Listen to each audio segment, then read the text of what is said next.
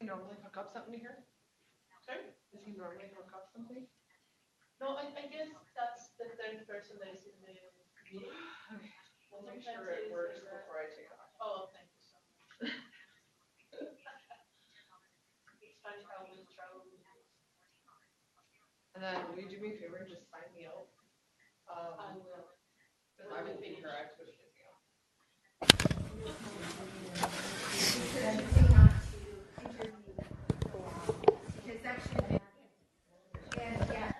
Writing your motorcycle. Camera is still. Is that good for the camera angle? You're good with that? Love it. Love it.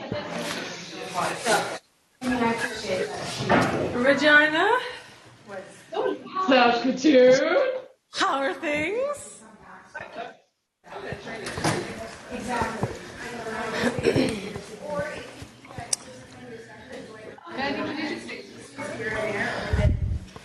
Can I what?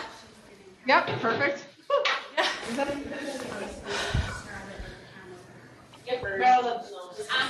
You got any cake for me or what?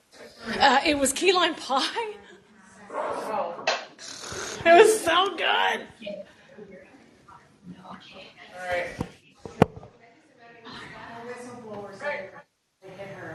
No, we should do the opposite now. Yeah.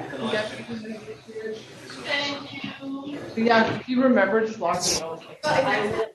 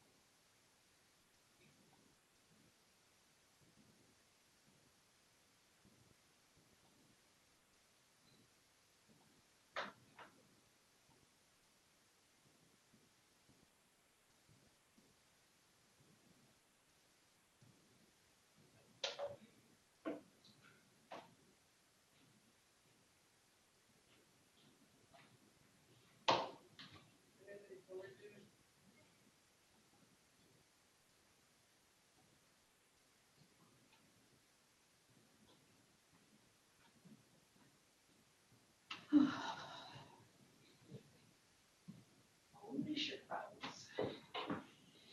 I do have a video of me skiing now. It's pretty fun. Hello, friends. Who says those things very late in the night?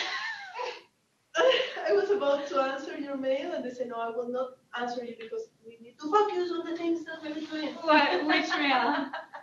Because you sent the summary like very late yesterday. The right? other people sent them at like 1 a.m. and 3 No, a.m. Irene sent it at 3 a.m. I was Yeah. awake at the time. You're awake. Why? Because guess what? I had my MRI yesterday at 2 o'clock in the morning. Oh. They are scheduling MRIs exams 24 hours in the day, during the day. Oh. So I got the shift of the 2 o'clock in the morning. A las 2 de la mañana hoy. A las 2 de la mañana hoy.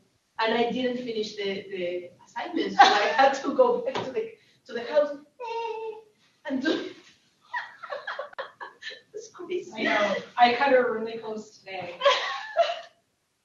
We were driving the truck and I was sitting on my laptop and I like organized it kind of in an outline, but by the time I got home, I got everything organized. And I was reading while I was there, just trying to stay, because you don't want to get behind in the readings here. Yeah. Oh my That's God. disastrous. Yes. Yes. You know what's so funny too? You've seen that head of Senate summary, right? Mhm. I asked for a different article and he gave me that one, and he made a mistake. He just gave me that one, and then it was his article, so I can't be like, no, I'm not doing this. That's not what so I had to do it, and it's about export restrictions in Vietnam and India. I don't know anything about that. But actually, It was a good article early. yeah, I will follow that one in another course. I picked the program. indigenous one because I thought we only had to do one. Yes, I know. But you know what happened to me? That I chose this reading for next class, Yeah. heal wherever, and whatever. Yeah. And I said, how That's bad good. could that be? How bad could that be? And then there were no number of pages. So I thought the worst one was 40 pages. That one has almost 70 pages. No. Yes, but you know what? The other one that I got, Yeah. the following one, it's like linked to that one. Oh, well, So that's it would be okay. much easier. But then I was like, I was in the house and I was like, no! And Marco was, what happened to me? I chose really badly. So after like 90 minutes of God. lessons, this was Reese. No. Yeah. She was on blue runs by day 2. I'm like, Just a natural. I'm not going. Is that you that are doing the No, video? that's my husband, because if I tried, I would fall off the side of that thing. I was thinking about that. I have never done that before, but I guess I will do that. Oh, that looks fun. I miss skiing. I miss movie Skiing so long. She just like, it was crazy. She just dropped it. Oh. I was skiing when I was 5. Like, my parents took me to the mountain when I was 4. Wow. Yeah. And then here's cool. This is actually pretty funny. So this is day 1. I didn't get any video on it myself, but day 2, it was, so day 1 we had snow and it was really good, but then it got a bit icy overnight and cooled off. And so there were like ice sort of things that were forming. But so That's you? that's the instructor. Oh. That's Blair. First day he had Russ, who he really liked. And Blair he liked too, but he really liked Russ. Do they have a little tow rope, or how do we get up there? So they have a like conveyor belt, Oh my gosh. and so she like gets him out. Oh. It's just Oh, it's so tiny. Teddy bear. yeah, on skis. On the skis. Oh, and then it was his last run after 2 days, and he's just like, nope, okay. I'm done. Just this is very, very hard. But you guys have fun? It was good. It really was. And the nice thing there is with your lift tickets, you get to go into the hot springs for free. Oh, Sweet. So every day, like after skiing, you just Yeah, go down. of course. That's You so like nice. hang out, and it's a giant pool with like 3 pools. So Where's different that? temperatures. And in Fairmont, BC. By Radium? Not far from Radium, yeah, like about 50 km. John Mark is over there. Hi, Jim Mark. What are you doing there? Aren't you coming today? Jean-Marc is muted. Hey, are we muted? I don't think so. I didn't mute us. So is this technically week 8 or week 9 according to this? We're behind. Yeah. So I didn't know like mine was scheduled for today that new one, and then I was like, I don't even know if we're supposed to have it. Right now it's done.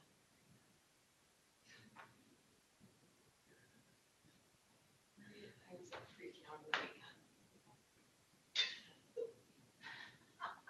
And I wanted to text Meralda to just tell her in our group chat, and then I was like, nope, Meralda's skiing, leave her alone. Oh, it was okay. Everybody was bothering me. Half the media in the city was messaging me about Doc Stater deciding to return to Ontario. What do you think about that? Oh, he's done. His tenure was 5 years. Yeah. Yeah. He just Like, I actually totally forgot that he only had a 5-year contract. I didn't know that. Yeah, he was set to renew.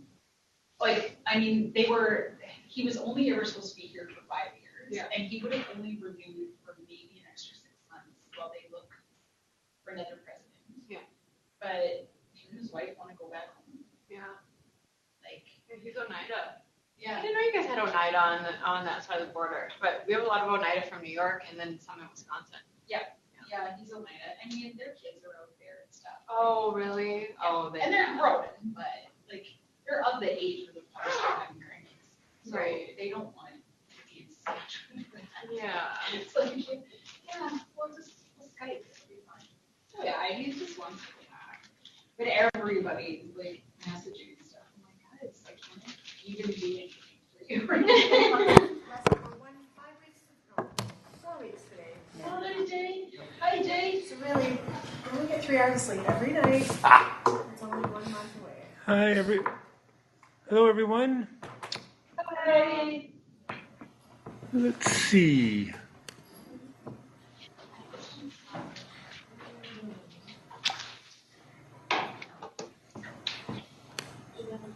Murray, can you guys Yeah. adjust on your side? It kind of cutting off half the room, and then you kind of just see behind everybody.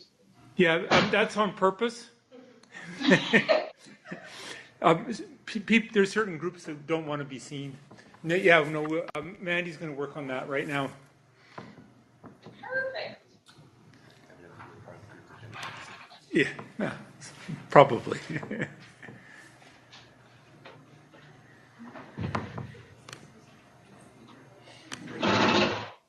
I'm just getting myself organized here. Thanks, Mandy. What do I need?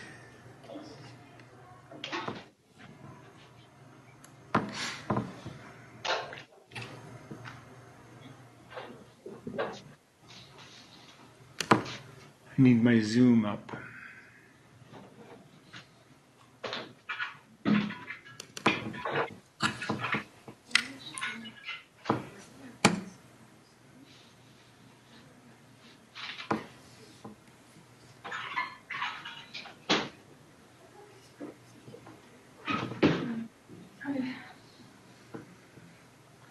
So this week we'll keep a mic on at this end, so we get the.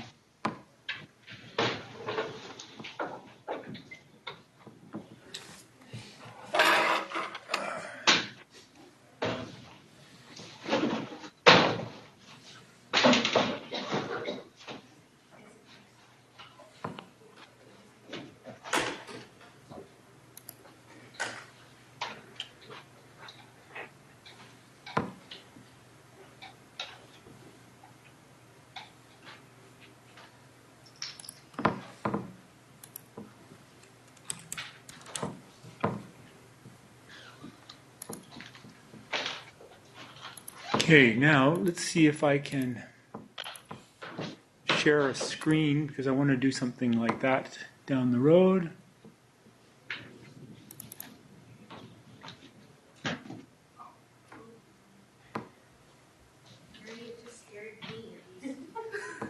Good. I'm like, oh no, what is that? Yeah.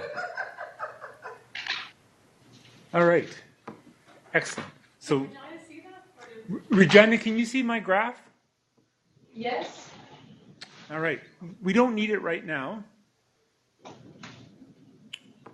So,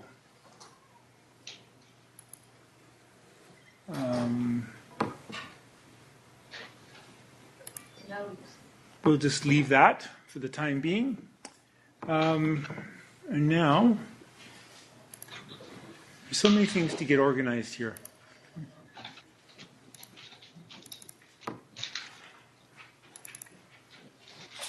Okay. We have a number of readings for today. But before we get to that, any questions from last day?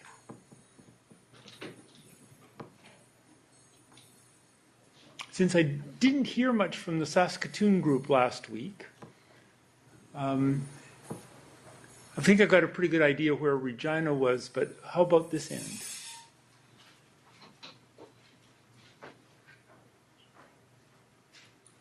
Still generally confused, if I'm being honest. Well, that doesn't help either you nor me. And it doesn't help me because I don't know what to.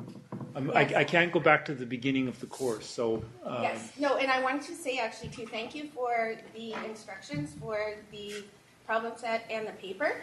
I found that to be incredibly helpful how they were laid out. And so that I actually felt like I was having a little bit of a light bulb going on there. So, okay. but I will have specific. Yeah. questions. So I don't mean to,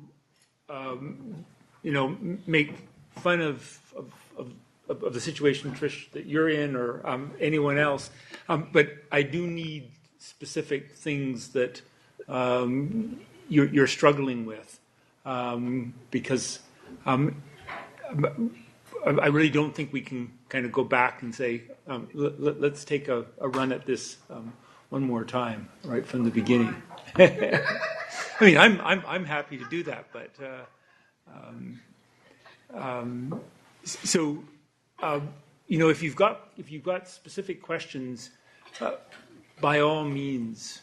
And by the way, a specific question could be, there's this part of it that I don't understand.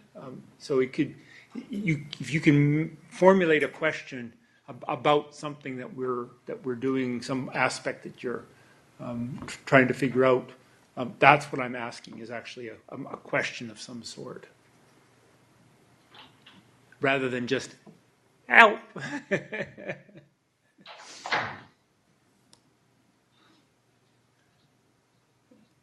Anyone else?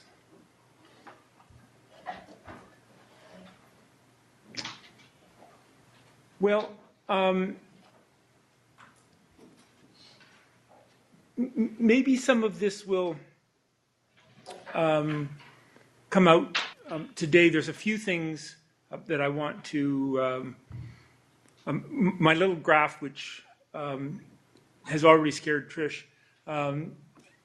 Actually, I want to use it to connect up some of the stuff, particularly around rent seeking, with some of the stuff that we talked about earlier with COAS. And maybe you'll start to see how some of that can sort of fit together. I think before we do that, let's go back. There's two of the pieces under Indigenous Political Economy from last week that we didn't look at in much depth, and that's the Cornell and Cult piece and the Alcantara article. So before we get into the stuff for this week, let's go back. And was there somebody that had put together some notes around the Cornell and Cult piece? Yeah, that was me, Murray. Okay. Do you want to kick us off? Sure. So Cornell and Cult are part of the Harvard Project on American Indian Development. So that was founded at Harvard in 1987. It's currently located at the John F. Kennedy School of Government. And they both have focused much of their careers on tribal economic development. They're both non-native, which I found interesting. So I'm just kind of interested in how they both got interested in this topic. But they're both still involved with the project and both still work with tribes and at the Native Nations Institute for Leadership. So this article was pretty interesting. It talks about some of the history that tribes have faced in the United States that's impacted their economic development. And over their decades of research, they have a theory about what makes tribes have the ability to be economically successful. So they're really advocating for sovereignty in this article, which I thought was awesome because that's what we need. But they talked about it's not enough to just have sovereignty. It's not enough to just have the legal definition of sovereignty unless that sovereignty is exercised. So without it being exercised, there's really it really has no weight or power. So they talked about the need for the strong sovereignty and then paired with strong and effective institutions. So they identified a number of components So stable institution and policies, fair and effective dispute resolution, separation of politics from business management, a competent bureaucracy, and a cultural match, which I found to be the most fascinating. They have some really interesting examples, and one of the ones that they profile is a profile of the Pine Ridge Reservation, which is in South Dakota. And Pine Ridge is consistently one of the poorest places in the United States, even poorer than the inner cities. For a while, they had a life expectancy for men that was age 43. So men who are born, Lakota men who are born and raised on the reservation were dying at age 43. And they've had a number of economic projects.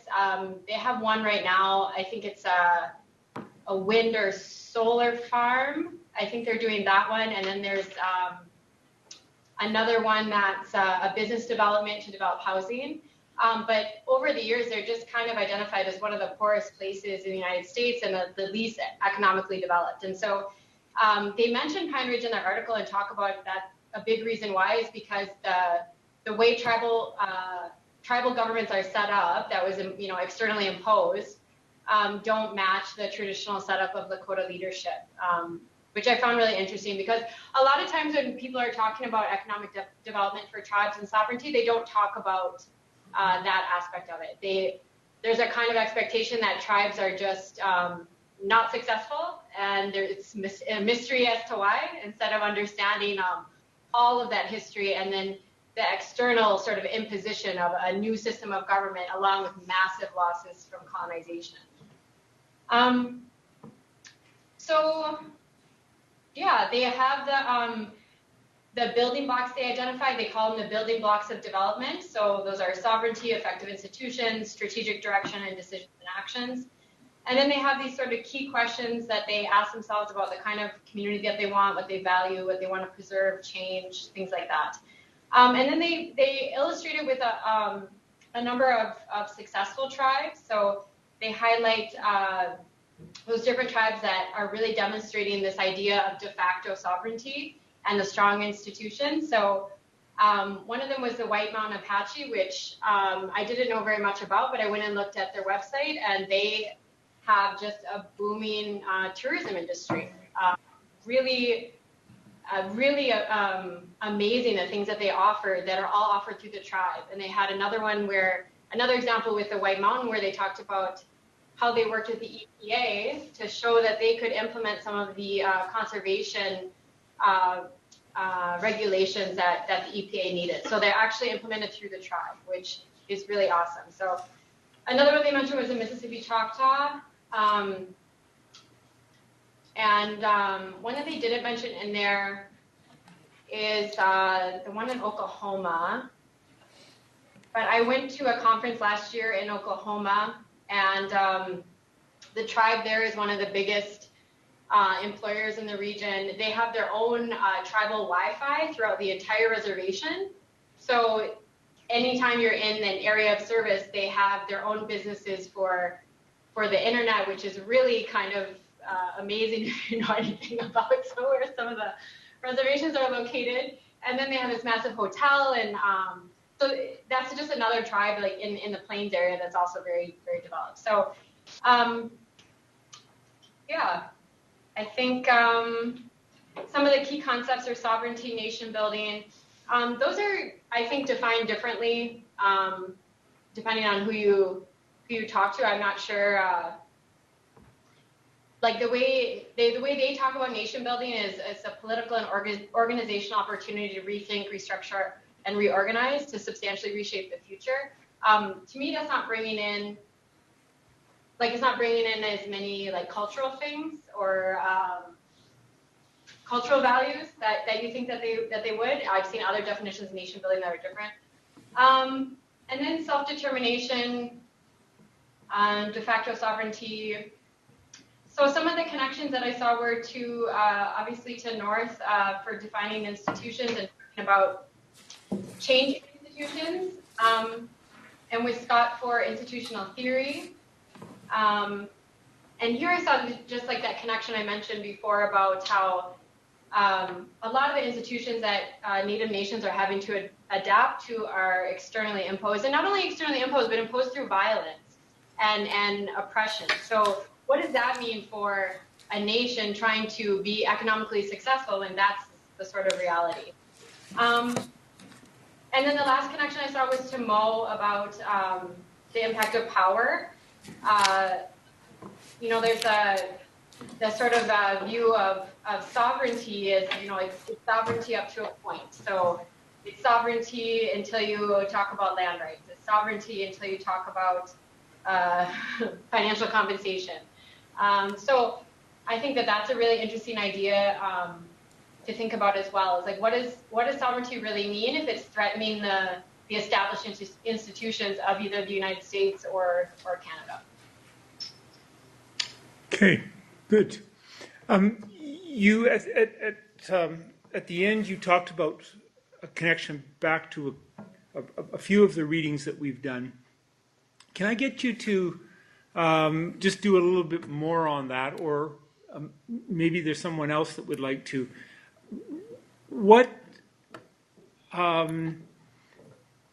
We've obviously talked a lot about institutions, so it's easy, I think, to say there's a connection back to institutions. What is that connection? It isn't, I want to challenge all of you to say it isn't sufficient to say, oh, we talked about institutions. They talked about institutions. Therefore, these two papers are connected. That doesn't do it. You have to actually be able to say what is an institution. Is the definition that Colt and Cornell use, is it similar to the definitions that we saw earlier or not? And do the things that we learn about and know about institutions that we learned earlier, do they apply in this particular case, or is it something different completely?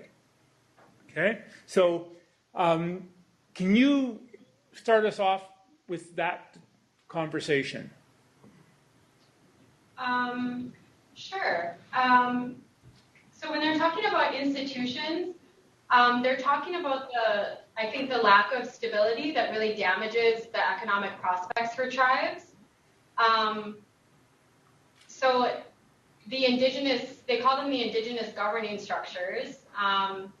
And one of the things that impacts those institutions is it's difficult to have an independent judicial system or separation from business interests, especially in a really small community.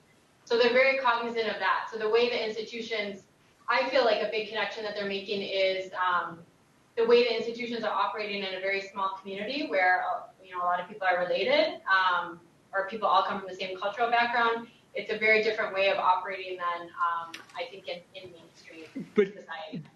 But let me sort of go back. You haven't told me what an institution is. You've used the word, but you haven't told me what an institution is. How are they using the word institution? And I've had conversations with some of you, so I know that this is something that a number of you are struggling with. What is an institution?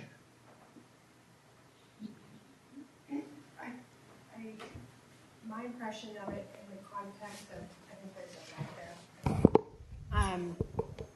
there, is that it's the structure, the framework of how things are administered is different than the actual institutions of sovereignty versus, how do I explain that? Like the institution of, I made it in a note here. So, mentioned that legal definition of sovereignty versus exercise. So that's the shift of decision making from, does that tie into it at all? Do you understand kind of where I'm going? I know it made a lot more sense in my head, but. So you're right that there's a question about, there's a very, very important issue about between, you can say that you have sovereignty and then do you actually have it in real life, and what does it look like? What does sovereignty actually look like on the ground on a day-to-day basis? And the other paper, the first one on the reading, the one by Ine, Shin Ine, I think walked us through some of those things that you need to actually address if you want to have really effective, power and decision-making capacity. But I'm not sure that doesn't help us with a definition of what an institution is. In this context, the institutions, so these shared values, norms, expectations, beliefs, kind of encompassed. So in the sense that different leaders don't indicate an institution, it's those underlying values that do.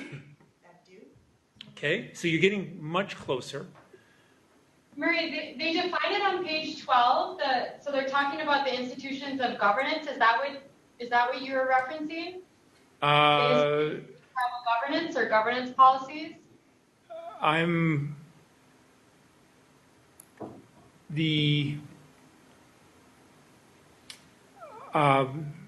So pick this up. Say something more about that. What are they specifically saying? So they're talking about the institutions of governance are the formal mechanisms by which societies organize themselves to achieve their goals. So one of the things But let me just don't stop there. That is too general. Okay. Okay, because that doesn't tell us what an it says this is roughly kind of what an institution is, but it doesn't give us an example of it. If we this is a bit of a silly way to put it, but if you bumped into one, using that definition, if you bumped into one on the street, you wouldn't know, right? You should have a definition that if you bump into it, you should say, that's an institution. What you've given there doesn't quite work. Keep going. What does the next sentence say? Well, the next one says it's formal constitutions, charters, laws, codes, and procedures. And then, I'm not sure who it was in Saskatoon, said the informal, so like practices and norms. Right. And then, so they're looking, I think, at the governing institutions or the tribal governance, those kind of policies and procedures and the established formal ways that tribal governments are structured. Then they kind of analyze that about how if it has too many changes or it's not efficiently structured or it doesn't reflect the community cultural values, then you're going to have a lot of instability and a lot of disruption to. Yes. Yeah. So this is getting it a little bit further, though. I think it is important to recognize that at some point there's a break between an institution and a policy. Okay? Not all policies are institutions by any stretch of the imagination. Okay? So the way that institutions are being used here, and I think generally, is that they are, these things, these very specific things that define the rules of the game. What can you do? What can't you do in fairly broad terms? And it may be written down in a constitution. It may be written down in particular kind of high-level documents, or it may be informal norms that says such and such a behavior is not permitted. Okay. Somebody, Trish, did you have a comment? No, I was just going to say that I found a definition of institutions from North. Yeah. I have it in my notes, and it just says that. Would you repeat, please, Marie? Oh, sorry. So from North, it says that institutions are critical. An institution is defined as being formed by humans to structure their interactions. They are made up of formal laws and informal norms and conventions, which are constraints as well as enforcement characteristics. Right. Okay, so that's our general definition. And then we need to be able to say, okay, so what are specific examples of an institution? Okay. And so given just from the readings, whether it's this one or the other two in this area, what do you think some of the institutions that would be important in Indigenous communities? What would some of those institutions be, given what you've read?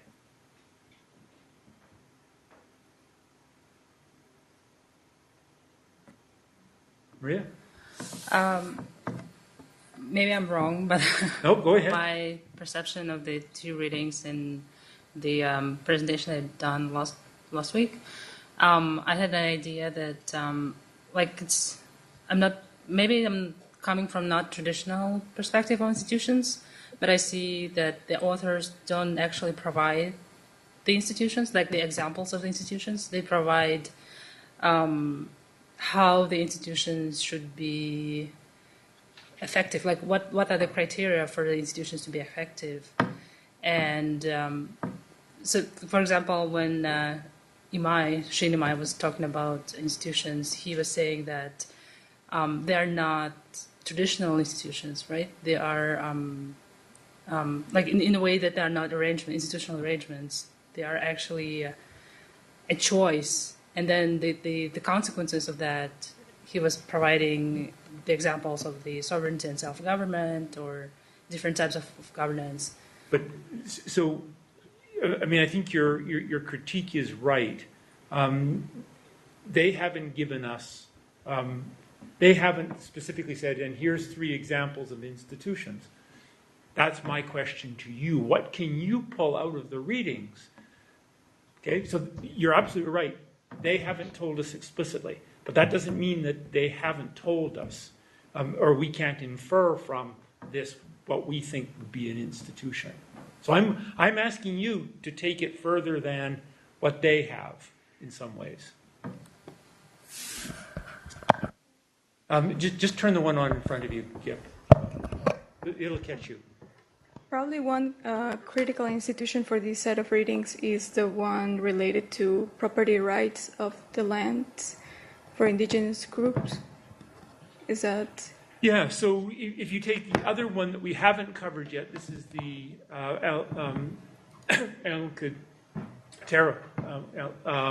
Alcantara. That one, they talk about 3 different forms of property rights. And you can imagine that maybe that at least one of those might be, or they could all be candidates for an institution, and some of them may be more effective than others. And we can talk about why they might be effective. It might be that they're ineffective because they don't match with standard cultural beliefs, in which case then there's a norm that is actually guiding things, and the formal rule doesn't. And so you have 2 things that are competing to be kind of the guide to behavior, as I think the definition that you expressed, Trish, outlines. So I think those questions, those specifics around how are property rights conceived are getting very close. I mean, those are institutions. Those are very specific institutions. So, Marie, then, using the definition that I gave, could we break that down essentially into a test for whether or not something is an institution? So if we look at it and go, okay, formed by humans to structure their interactions, made up of either formal laws or rules, would be like one subheading, and then informal constraints, which are norms and conventions, and right. You could go through and just kind of tick off the test. Absolutely. Okay. That's exactly what all of you should be doing when you're thinking about whether something is an institution. You should say, does it fit that definition in one way, shape, or form? And I think those property rights ones do. Now, you might be tempted. So let me give you an example. You might be tempted to say, well, the fine that's I'll do this. The fine that's levied. I don't know if all of you have a car, but if you go through a school zone too fast, there's a penalty to pay. Okay, and you might be tempted to say, well, that's an institution. guiding our behavior, it's affecting our behavior in some way. Okay, because if it's a $350 fine if you are caught speeding in a school zone, you say, well, it's designed to slow us down, that's affecting our behavior, therefore it must be an institution. And I don't think anybody would say that the $350 fine is an institution. Okay. I think what we would, in fact, I think we would say there's a number of laws that wouldn't be that aren't institutions themselves, because they're part of a kind of a larger institution, which is that we obey the laws that have been passed, and if we don't, we expect that there will be some consequences. We may be fined an additional amount. We may even be picked up and put in jail. Okay, so it's that larger institution that actually allows all these specific things to happen, and they aren't institutions. They're not the belief system that's really governing behavior. It's a belief that we will abide by the rules. So, Marie, how do we determine that? Is there, is it a matter of scale? Because I do imagine that there are certain institutions that deal with very, very small, minute kind of details of daily life. But by and large, it seems like they're larger scale, more significant. They tend to be larger and more significant. Okay. Yeah. These are usually broad, sort of broad things. And again, I go back to this because other authors have used this. Kind of the rules of the broad rules of the game. Okay, so if you think about, just take two, and I know this doesn't work for everybody, but if you take, in this case, a sports analogy, rules of the game, think about how the rules of hockey differ from the rules of soccer. Okay, so there's in some sense they're the same, but in some ways they differ, and that gives these two games very, very different ways that they unfold, and you can't bump into people on if it's a soccer game, and yet that's perfectly okay in a football game. Okay, and in fact, it would be kind of a funny game if that didn't happen. I mean, it'd be a different game. Then you have a set of rules for, say, flag football, right?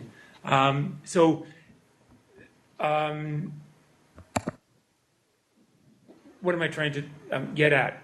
I think we should look for things that will help us differentiate major practices, and that's what the idea of rules of the game is trying to capture. That this game ends up looking very different than this game, and then there's a completely different set of incentives. So let me just go back. This is the point I wanted to make. In football, the rules have created a set of incentives for the type of people that you would attract to the game, who would be good at it, who would be not so good at it. The better example is basketball. The rules of the game of basketball have pushed it so that it is a game for big people. Okay?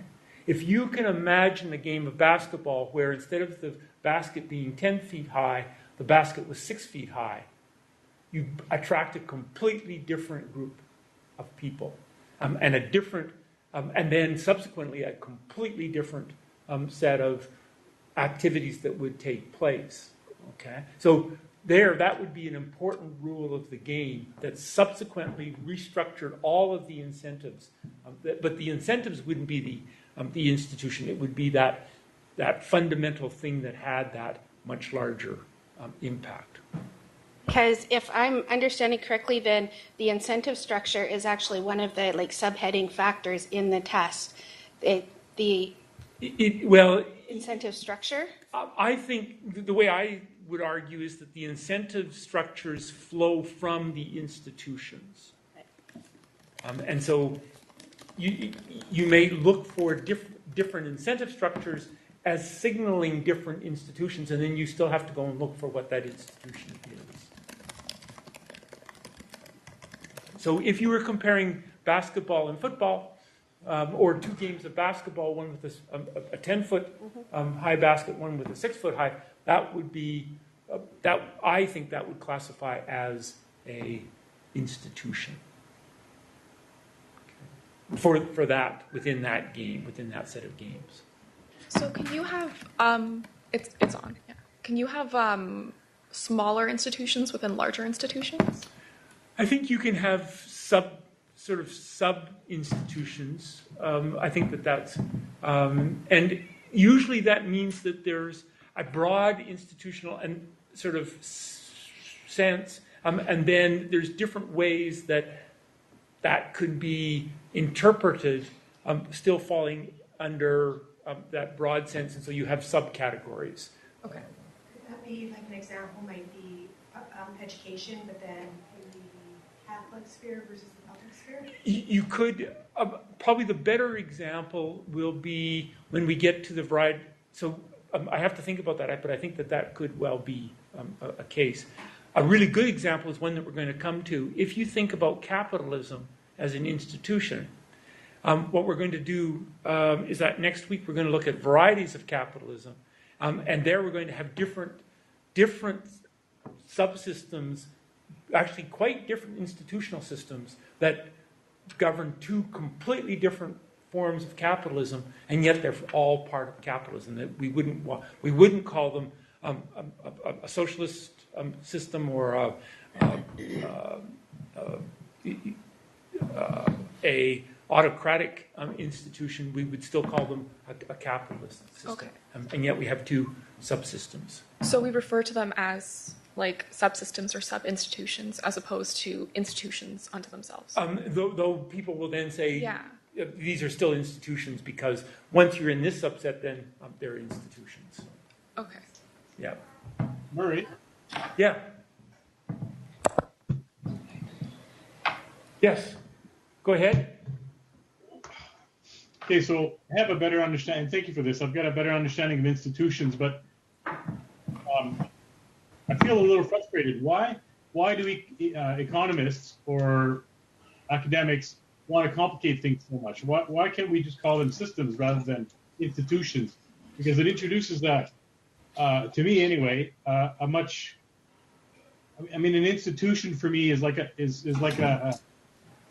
take the RCMP. It's been there for almost 150 years, and some would argue it may be on its last leg. But the point is that it's, to me, that's an institution. Why do we have to complicate things? Or maybe I'm just not understanding it. Yeah. So let me just do this. So you use the example of the RCMP. I would argue that the RCMP as an organization is not an institution. It's an organization. The idea of a national police force is an institution. Okay?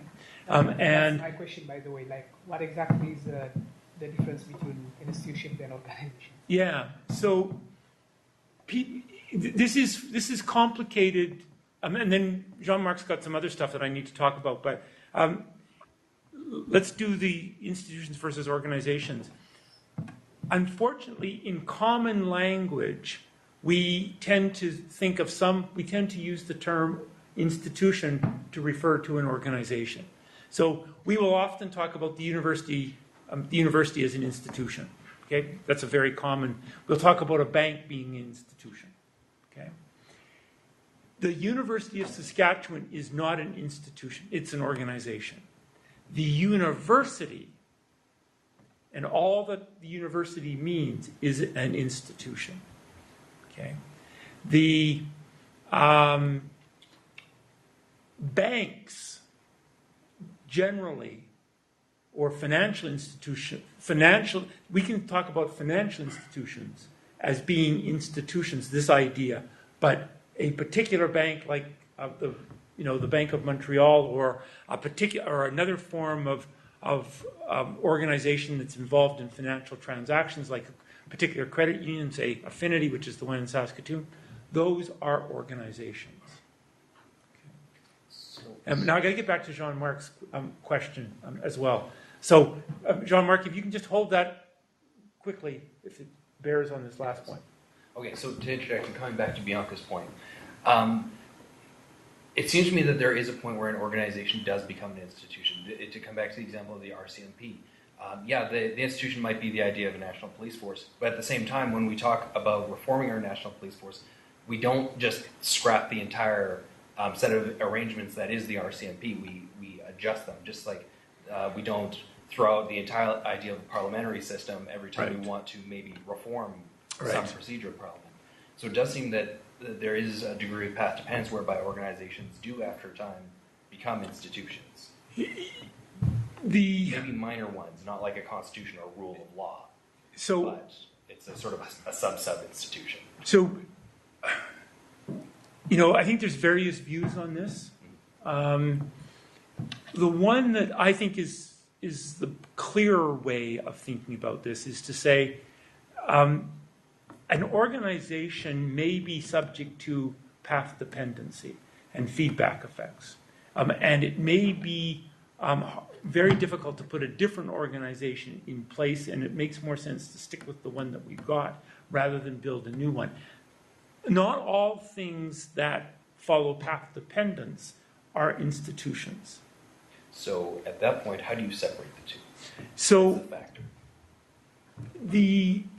And let me also say that a particular organization, this is back to, a little bit to what Bianca was saying, it may have inside it institutional practices that are unique to it.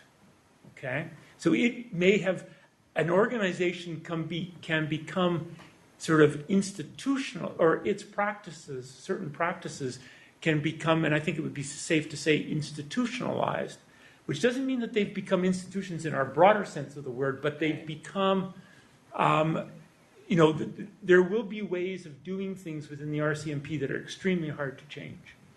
So they will have their own internal norms. The better, I think you could go to the organizational theory people, and they will talk about a culture. And cultures of organizations have many of the same features that institutions have for larger society.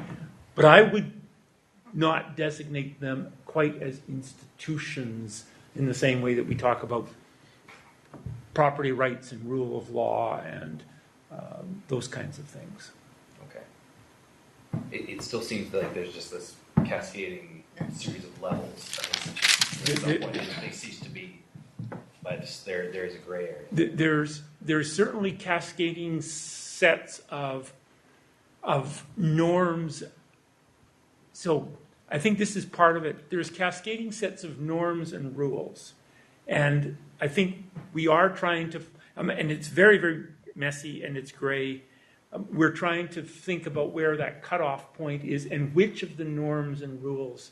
So back to your question, Trish, not all rules and norms are institutions, though all institutions have to be either a rule or a norm. Okay? So you can have other rules and norms that are operating at some of these lower levels that don't quite classify as an institution, but they are still performing in some way, shape, or form, sort of like institutions. Okay. Maria, very quickly, and I got to get back to Jean-Marc's question. Family be an institution? Yes, family, and the reason is because it's an idea. Yeah, so that's the opposite example when the family could not become an organization, so it's actually an institution with norms and rules that don't classify as. Yeah, except that your family's not an institution. Yeah, but it institute like a whole family. I mean, the idea of a family. Yeah, is the idea of a family. Yeah. So. But my point is, your family is like an organization. Yes. Okay. I get it. Yeah. And just a quick remark, I thought about the institution in the indigenous context. I thought it could be the idea of family connection, the wauhtin, Yes. when the reciprocity Yes. of people is embedded in the culture. Yes. Yes. So that kind of norm would, I think, would be a very good candidate as an institution. So now, Jean-Marc, back to your question. Why do we complicate this? Well, I think the reason is this, that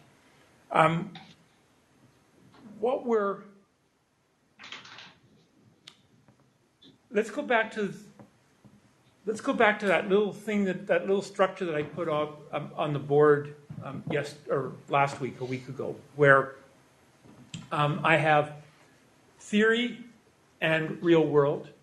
Okay, and in the theory, there's a set of assumptions, and then there's some behavior or logic or whatever that gives rise to a set of predictions. Can you wait, please? Sure. Okay. I don't want to get so confused. That's why I just wanted to ask this question quickly before you proceed. Quickly. Please, if I understand clearly, it means that institution can be the inverse set. Like when we have a Venn diagram. You know what? This is taking us in a different direction. Okay. Okay. Okay. Sorry. We'll come back in a bit. So I want you to think about that diagram. We had on the top we had theory, on the bottom we had the real world. So Jean-Marc, what we're trying to do as academics, as social scientists, okay, roughly speaking, is, and certainly we're trying to do this as policy people. This is, some of you will have heard me talk about this before.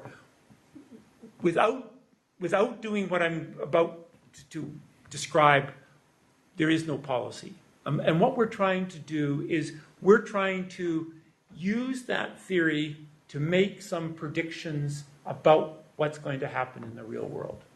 And some of you, as I say, some of you heard me talk about this. Imagine a world where well, let me do it this way. What we do in policy is we say, in the policy world is we say, if we change this or that, okay, we change this, this rule, we change this fine, this price, we provide a subsidy here, we do a tax there, we then expect that there's going to be reasonably assured or predictable outcomes of that activity. So to use a mechanical kind of metaphor, we pull a lever, we expect that it's, or turn this thing about this way, if you turn the wheel this way, we expect the car is going to go this way. Okay? If you turn the wheel this way, you expect the car is going to go this way. And in a way, we are operating in a policy world with that kind of an idea. And if the world didn't behave that, if imagine trying to drive a car where when you turn this way, half the time you go this way, half the time you go this way, or half the time you go this way, or a third of the time you go this way, a third of the time you go this way, and a third of the time you just stay straight. Imagine trying to drive. Okay? Nobody would. Okay? Everybody would just give up. And you wouldn't have cars. Okay? Imagine if you had a policy world where when you put on a particular policy instrument that half the time you went this way, half the time you went this way, or third, and a third. Okay? You'd say, it's no use. We won't do anything on the policy front. Now, there are some policies that are probably like that. But we do think, and I think we've shown this over time, that there are some policies where you're reasonably sure, at least 90% of the time, you're going to go this way or you're going to go this way. Okay? Or you'll stay straight. In other words, if we don't have some predictability in our systems, okay, we can't operate in a policy makes no sense. So where does this predictability come from? Well, believe it or not, it comes from us making theories about the world and having those theories match, so that theory match reasonably well with the real world. Now, what do I mean by match? Well, that we need assumptions in the theory, and those assumptions have to more or less kind of hold in the critical sense in the real world. Okay? And then if our theory is going to be at all workable, the predictions that we get out of our theory have to match the examples that we see happening in the real world. Okay? And we come up with a theory, and then we do something to test it. We may run a pilot program to see whether it works. We look at another jurisdiction to see whether a similar type of policy was put in place and it had that kind of impact. And what that's doing is it's trying to say, yep, there is a reasonable match on assumptions and there's a reasonable match on outcomes. Ergo, therefore, we can use the theory as kind of a predictor and as a template for building this apparatus, this policy apparatus, to say, if we turn this way, we're going to go this way. That, building that apparatus, is actually built on the theory. That's where we get the confidence to be able to say, let's put this particular policy in place because we think it's going to take us this way. Okay? It's coming from an idea of theory. Okay? So, John Mark, if you sort of buy that argument that what we need is theory in order to be able to proceed, then we need a way of being able to theorize about the incentive structures that we are being guided by.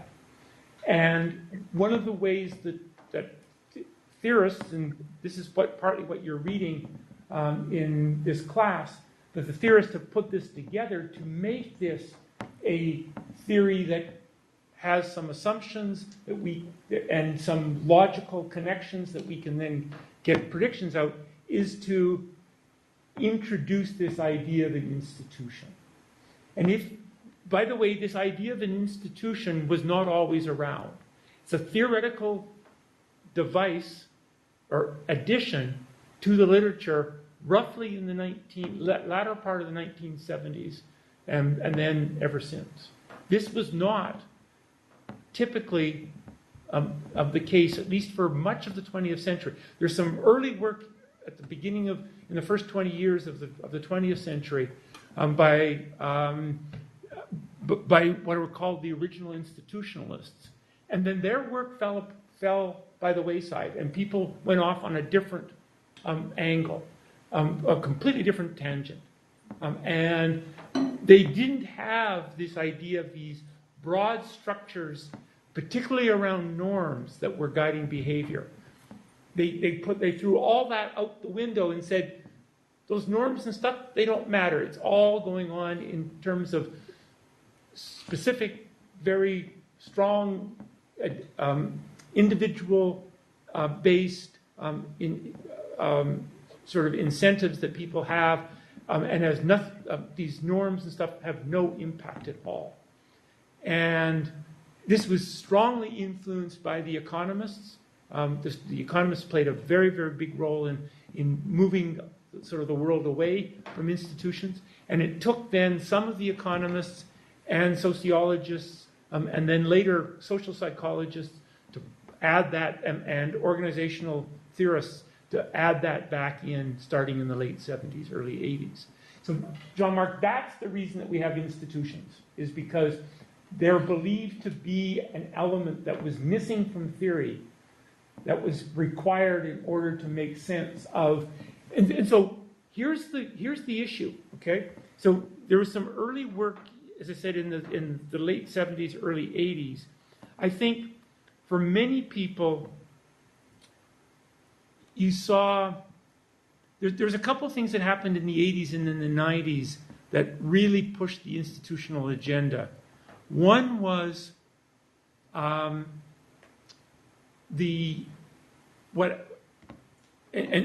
a major paper by Hall, who we will run into next week. It's the Hall in Saskatchewan, Hall writes a paper in the early 80s where he talks about paradigm shifts. And the big thing that he's examining is the shift in monetary theory from a Keynesian view of the world to a monetarist view of the world. Okay? And this is picked up, of course, by Reagan and Thatcher, and it becomes a key part of policy. But it's also a very major shift in the way that people were thinking. And this did not make any sense in terms of traditional theory, that an idea would transplant another big idea. Okay?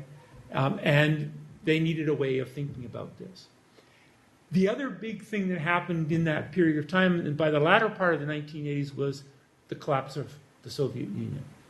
And what happened there was economists and others, it wasn't just economists, but the economists kind of led the way, went into the former Soviet bloc, and they said, here's what you need to do to introduce a market economy. And they said, we know all the answers, here's what you do.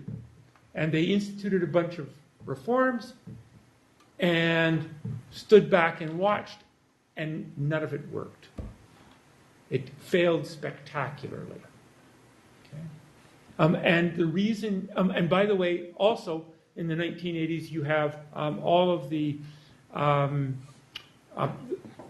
work that was, the development work that was going on by the World Bank with bringing developing countries under sort of the World Bank set of rules, and believing that that set of rules was going to create all these miracles. And neither of those economic experiments worked. And people then started to take that apart. And the reason was that there were institutions in place that were absolutely thwarting the attempt for these rules worked in one institutional context, but they didn't work in a different institutional context. And the institutional context in developing countries was not the same as in Western Europe and the United States. And the institutional context in the former Soviet Union was not the same as in the Western countries. So we needed institutions, and particularly, and this is where North comes in, North pays particular attention to norms. And you have a whole group of people saying, how could it be that an idea has permanency and will hold on? It should be the case that ideas are the easiest things in the world to change. It should be hard to change bricks and mortar. It should be easy to change ideas, okay? Because there's nothing to them, right? And yet, they're hard. In fact, they're the hardest thing to change. Why? That's partly what institutional theory. And so when you see Pearson writing about path dependence and these four things that give rise to the positive feedback, and then North applying these to ideas, you start to see how people are now coming up with a theory that can actually explain why ideas are important. And then ideas, of course, is key, and norms are a key part of this institutional, of what makes up an institution. So Murray, yeah. Can I ask, in terms of Cornell and Culp then, is kind of the heart of what they're talking about? They talk about self-determination versus self-government, or self-determination versus sovereignty, because the two things are not the same. Right. But when they're talking about the institutions, the two examples that they give near the end of this article is the white Apache from Arizona, and then the Oglala Sioux from Pine Ridge. Yeah, from Pine Ridge. And the institution then, if I'm picking up what you're putting down, is the actual structure of the governance. Because he says, look, the Apache were a group that were had a big centralized government system already before Europeans. That's the Apache when you look at how they're made up. Whereas the Oglala Sioux didn't. Like they would have lots of break-off groups, they would get together for sort of big decisions, but those two then institutions of governance are quite different. So when you come along, and we see the same thing in Canada with the Indian Act, when you come along and say, this is now going to be the way your government works, that's the institution. It's not the government itself, it's the whole way that the government itself is structured. And like Cornell, like the Harvard Project actually proves time and time again that when you impose those big institutional Western structures of governance, that won't work in those communities because that's not how decisions were made for this. The idea of having somebody be a leader because you're elected, that wasn't how that worked. So you can't possibly, like the only reason then that I would see those, the reason I would see those institutions to matter is that you get to the heart of why these structures never work. Okay, so this is a great example, and I think you've mostly got it, but not quite. What is the institution within that those two nations, or how would you describe the institutional difference between those two nations? One has a centralized way of making decisions, and one does not. Okay, so that would be, to me, the institution, is a belief in one case that decisions should be made in a decentralized fashion. That is a belief system, that is a norm, that's the right way, the correct way of making decisions. Whereas the other one had a belief in a centralized system of decision making and all the things and the things that would go along with that, which means there is a single person with a lot of power, and one obeys them, and one doesn't obey these people that are off doing their own thing. That's the institution. Okay, that's a norm of how one values and sees as what is right in terms of a way of organizing. And then you can see where the rules that the U.S. government wanted to impose would fit quite nicely on a centralized system, but it didn't fit very well on a belief system that was decentralized. Okay, and so now you get these two things. So it isn't necessarily that the an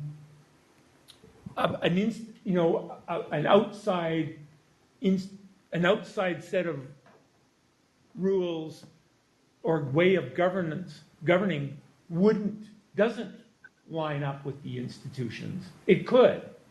It may not. But let me give you a different example.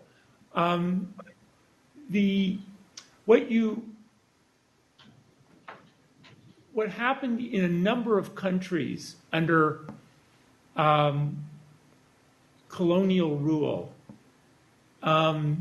was that when the colonial powers, and this often happened with the Spanish, but it happened with, I think if I'm right, it happened with the British in India as well. Where colonial rule was particularly, where it really worked, was when the nature of the colonial rule actually matched fairly well with what had been historical methods of rule. And so the colonial rulers could come in and, if you like, occupy the institutional, all of the sort of positions within the standard governance structure, but just with their own people rather than with the people who had originally been there. And in those kind of instances, you saw that colonial rule often took place without much sort of bloodshed and riots and unrest and so forth. Why? Because it actually sort of fit with that existing belief system. Okay, where the incoming belief system was different, that's where you got the unrest and things, often got quite unruly. Let me give you a different example. In China, people often talk about, so there was a set of dynasties in China, and people often talk about what happened with Mao when the communists took over in 1945 as the Mao dynasty. And the argument was that what Mao did was move in and took over, the Communist Party just simply took over the existing institutional structure, but with their own people. And the consequence was they could move very, very quickly to consolidate power, but of course now with their own people in place rather than others. And that happened actually quite easily. Okay, so don't think that an outside coming in is always at cross purposes. Sometimes they kind of line up. Now, it may be that it's a different group of people and they don't have the interests of the population in mind. That's a different matter. Okay, it's a completely different matter. And all the examples, certainly all the colonial examples, they took over that structure and then they proceeded to make a set of decisions that weren't in the best interests of the people that were there. But that's different than there being a kind of an institutional match. Okay? And we have to keep those two things separate in our minds.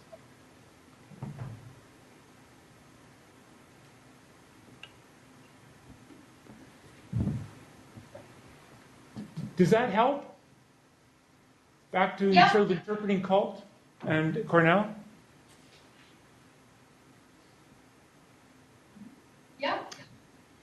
Let me just say one more quick thing about the Harvard project.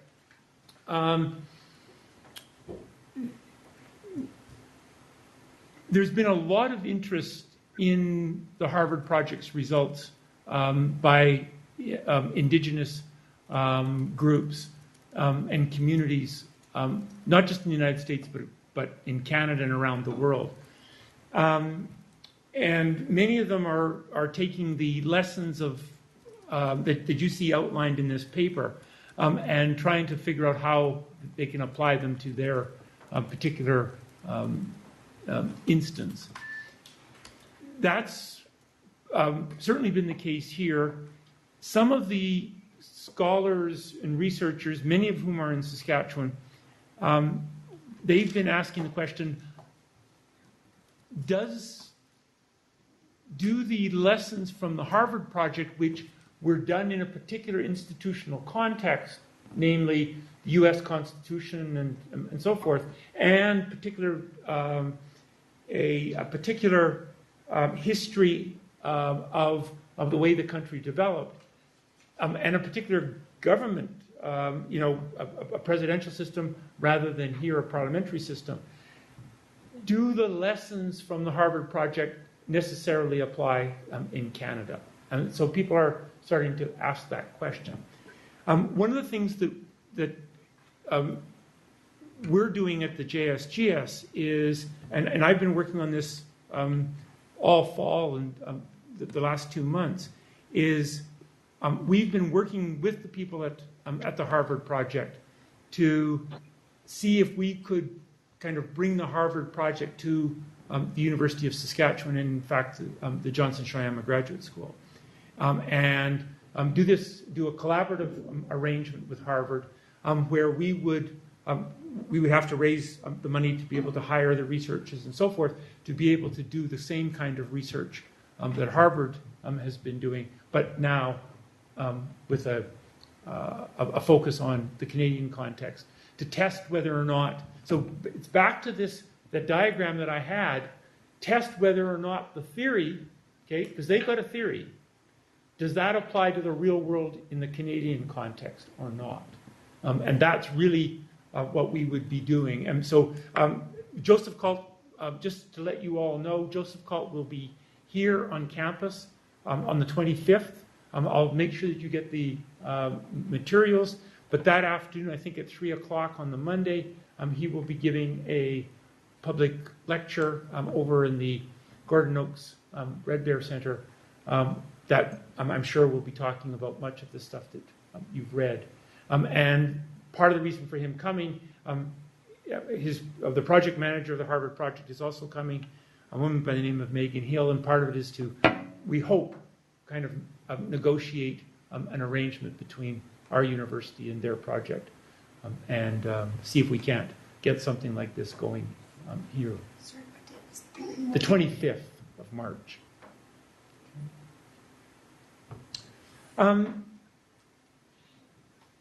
Let's go to the other piece. Did anybody take a look at the Alcantara piece? We may not have got this one assigned. I don't have an email for him. Did anybody give this a read that feels comfortable saying something about it?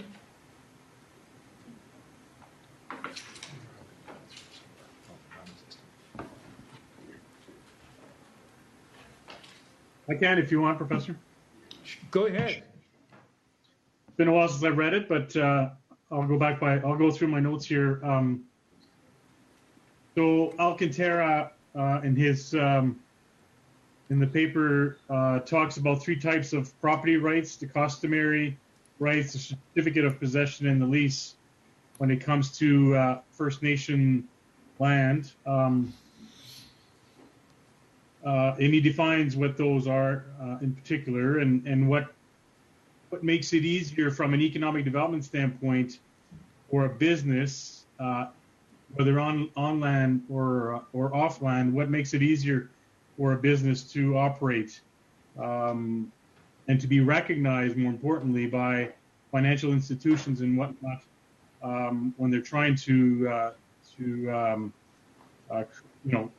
create their business and to operate within.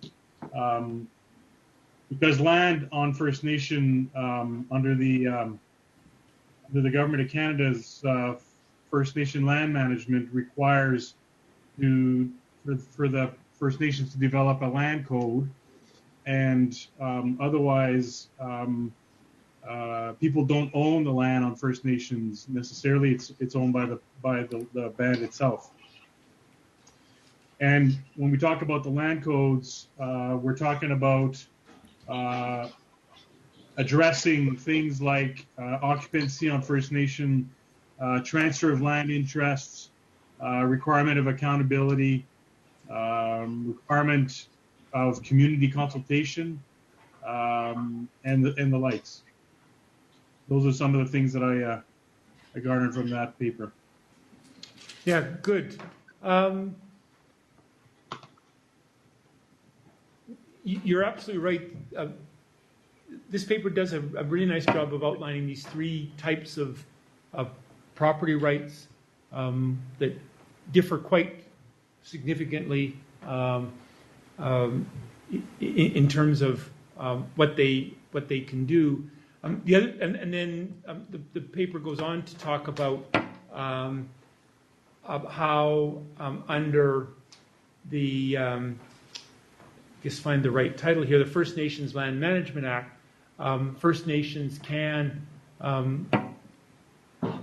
take, this is part of the sovereignty that the Harvard project is talking about, and they, Chin and Nate talked about this in his paper, where the First Nations Land Management Act then gave some of this power for deciding these property rights to the band.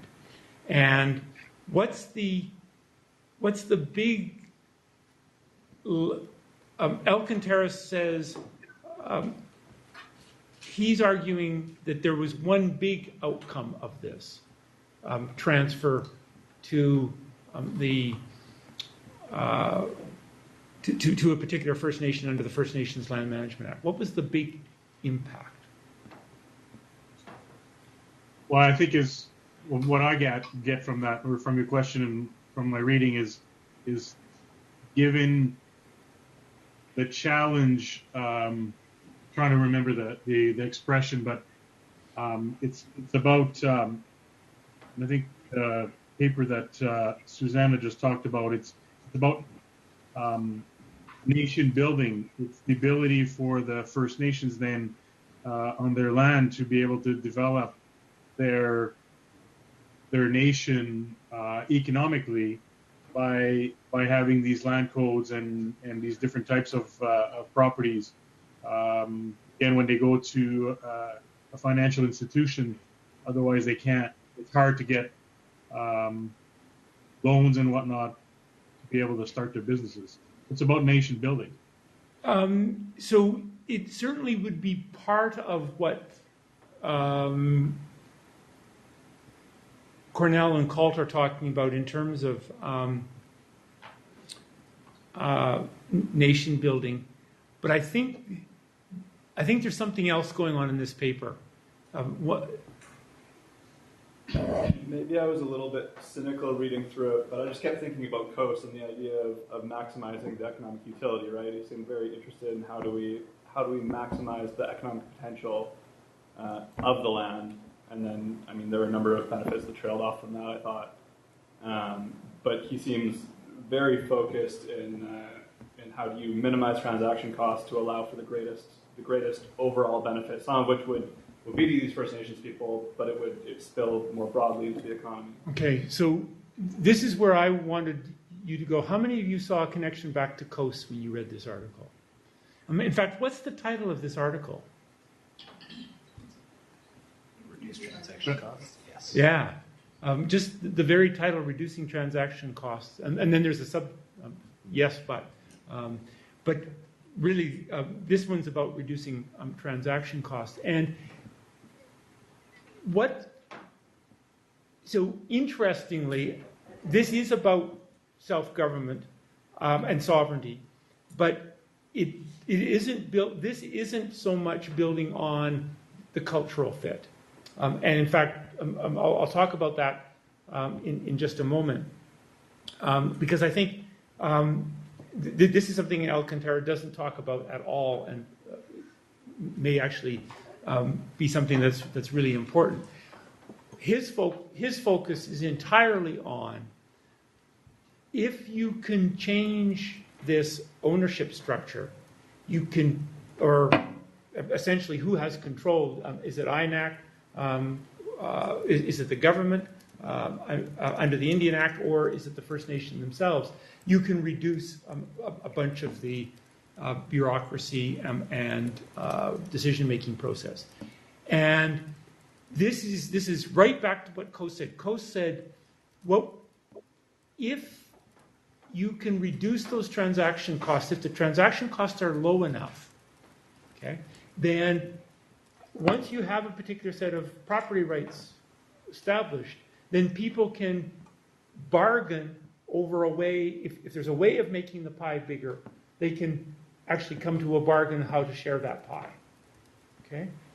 But they'll only do that if the transaction costs of the cost of actually putting that bargain together are less than the amount that it's going to cost you, or that you're going to gain. So if the pie is this big, you make it this big, and that, say, increases the pie by 100.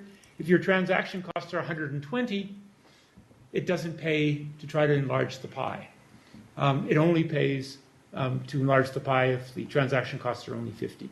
Because then you can say, okay, then there's 50 to split. That's worthwhile doing. Okay? So if you could reduce those transaction costs, there's things that could be done now as a bargain that could never have been done before. And that's the argument that he's making. Okay? And I don't think he's making any argument about the cultural and fit of norms at all. I think it's just simply this very narrow kind of economic argument. I think there's I got that part from the article, but I think there was also an institutional critique in there of the way that the property rights are developing under the Land Management Act. It was saying there is that it does not, although it does allow the reduction of transaction costs, and in that sense allows for the potential of expanding the pie, it doesn't require First Nations to strengthen property rights. It notes that the customary rights tend to be sometimes poorly enforced and lacking security of tenure, and with the ultimate authority still resting in the Bound Council. So I think that's a part of the institutional constraint that is still operating on, that constrains the benefits that might be offered by this otherwise.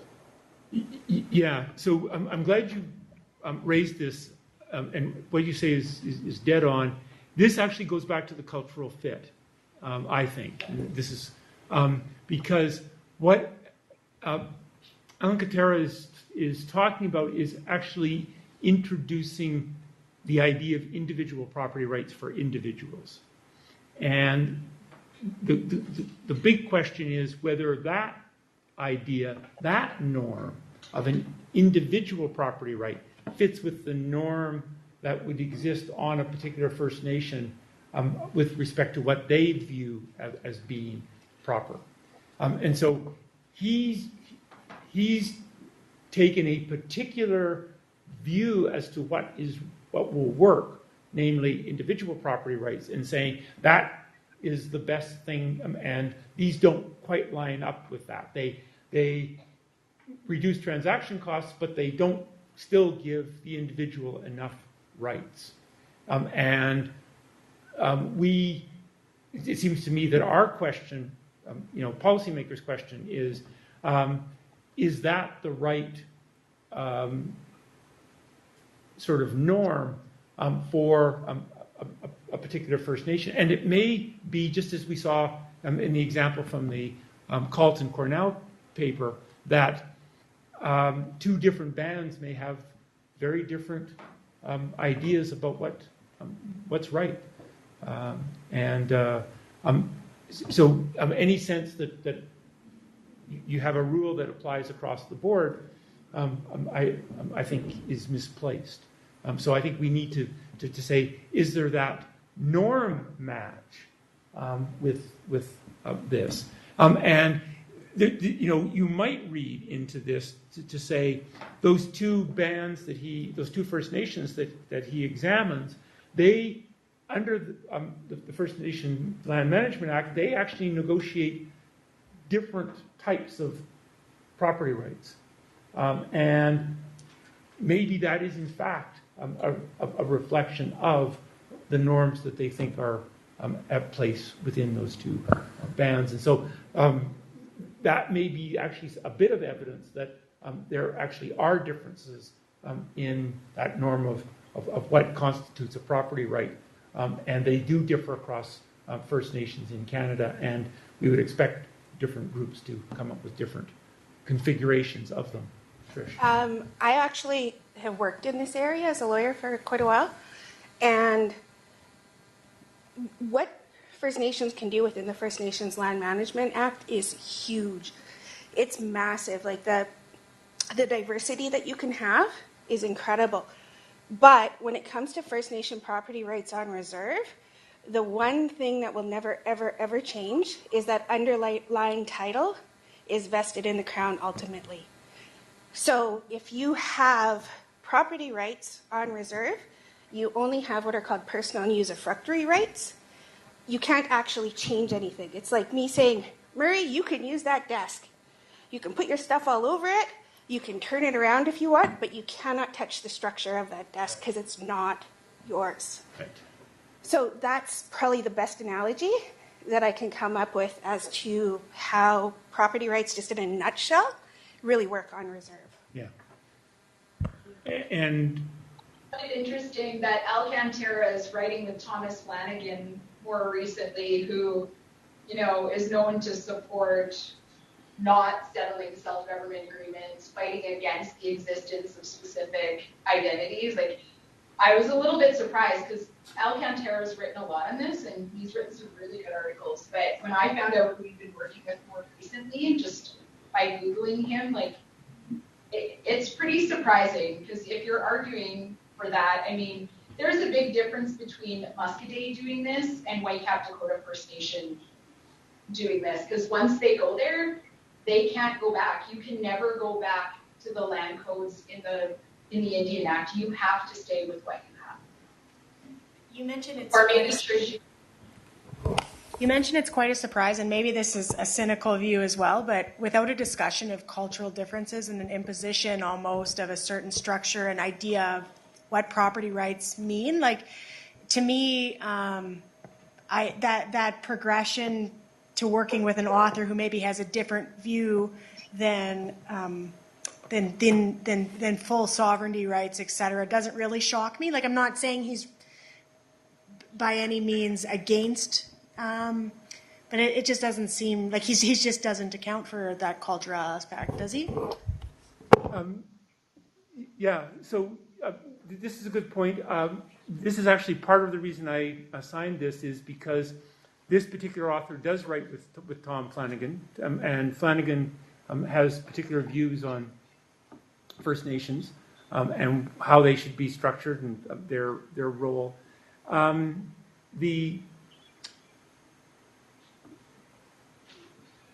One of the things I would say is,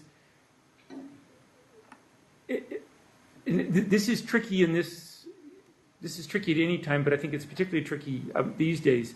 I think you need to think about particular pieces of writing and the specific ideas in there, and where they have applicability or where they don't.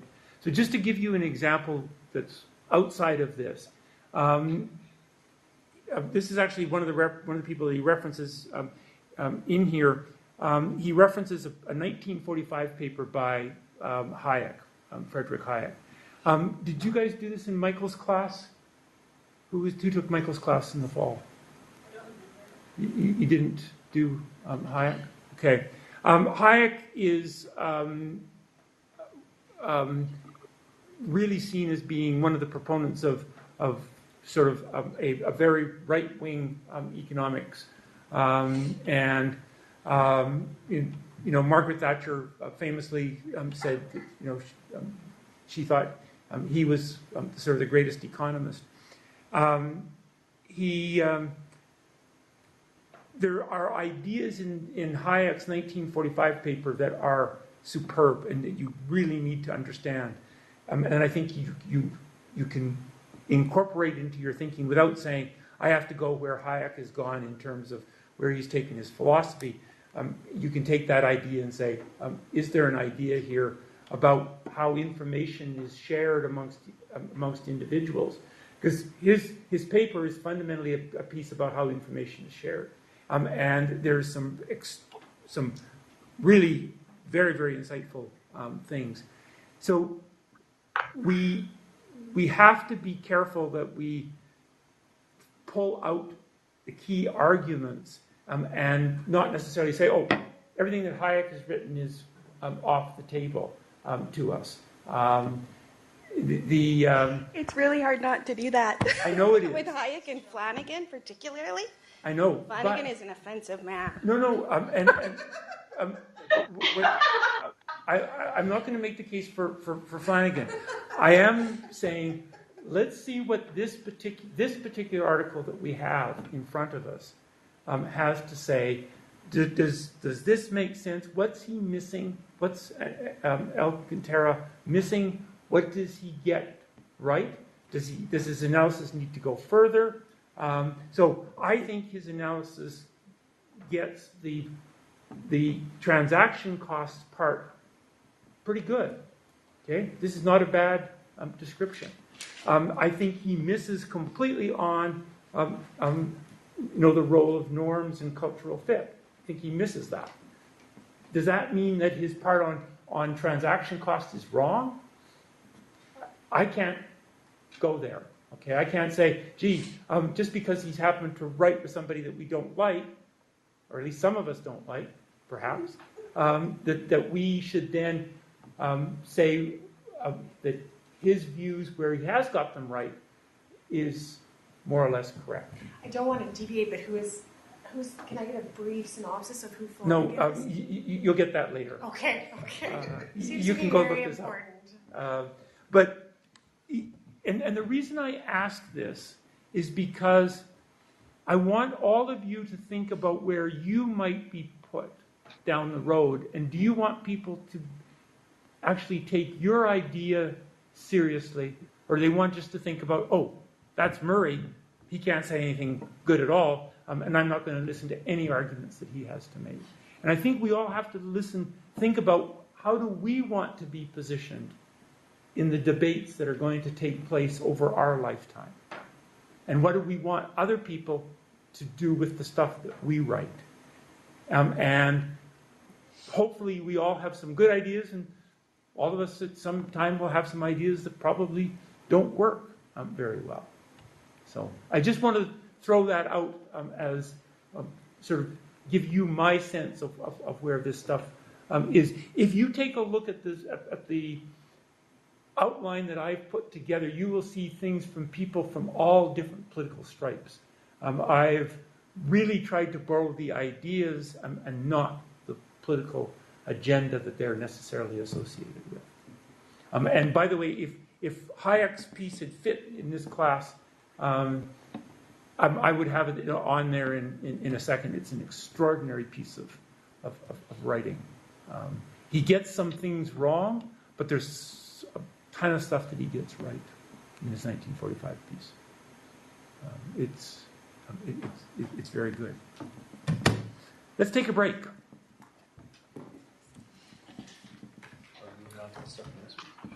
Yeah. Cool. After this, we'll go on to the stuff from this week.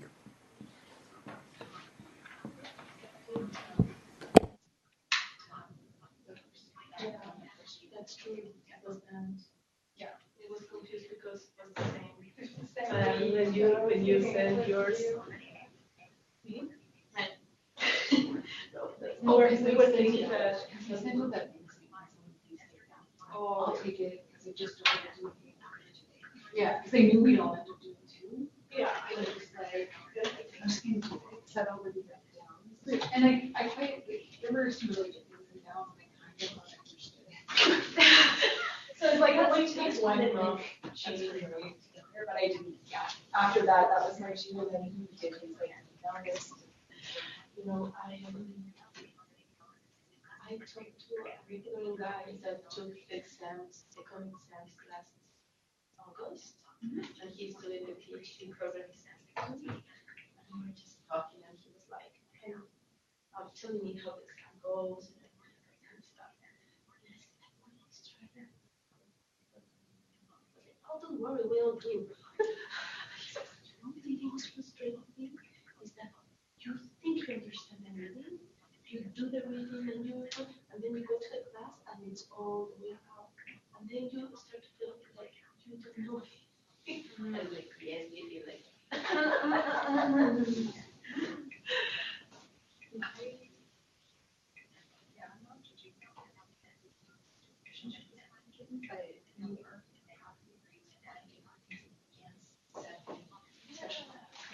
You cannot separate.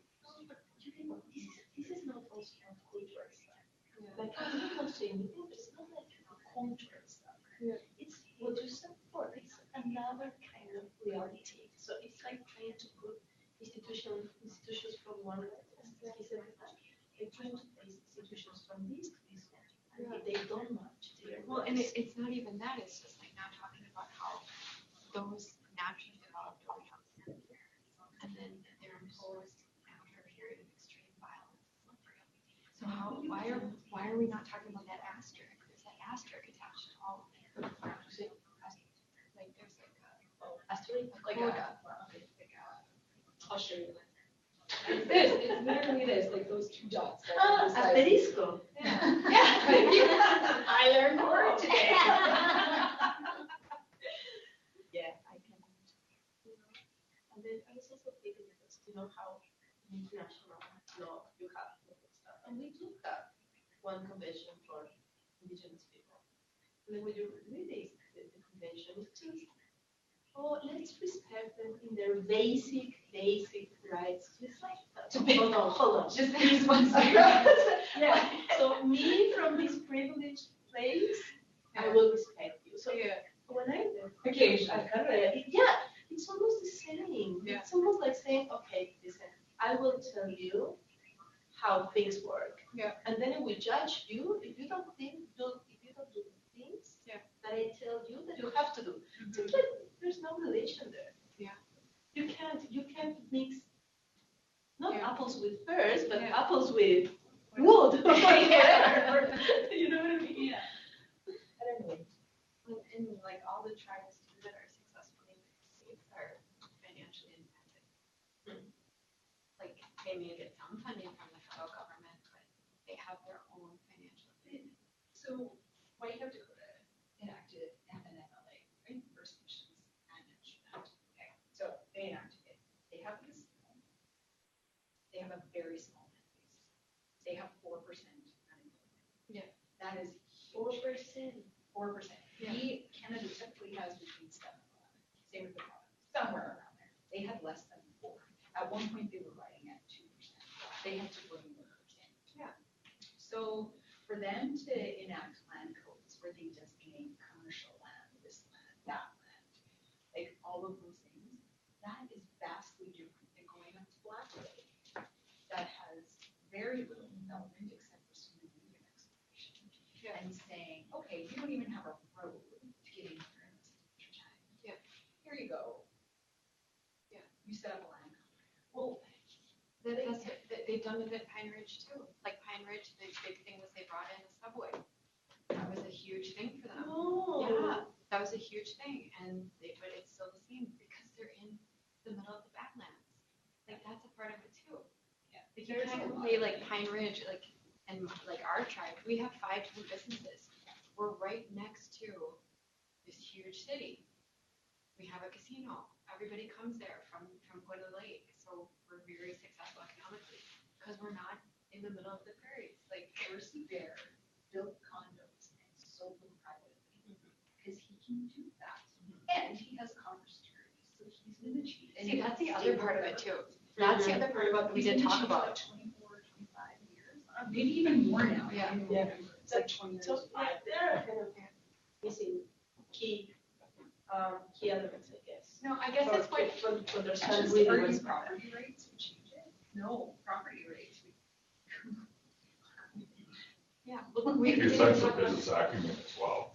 Yeah. Right, and that doesn't necessarily develop from people Yeah. that are oppressed. And poor, just straight up Yeah, poor. well, with poverty that. cycle. Yeah. So to develop that business acumen, it's like, takes generations almost. Exactly. Yeah, and we had a tribal chairman who had a business degree, and like he developed like the foundation for a lot of our businesses that we have. I was also thinking about how the Crown owns the reserve property, right?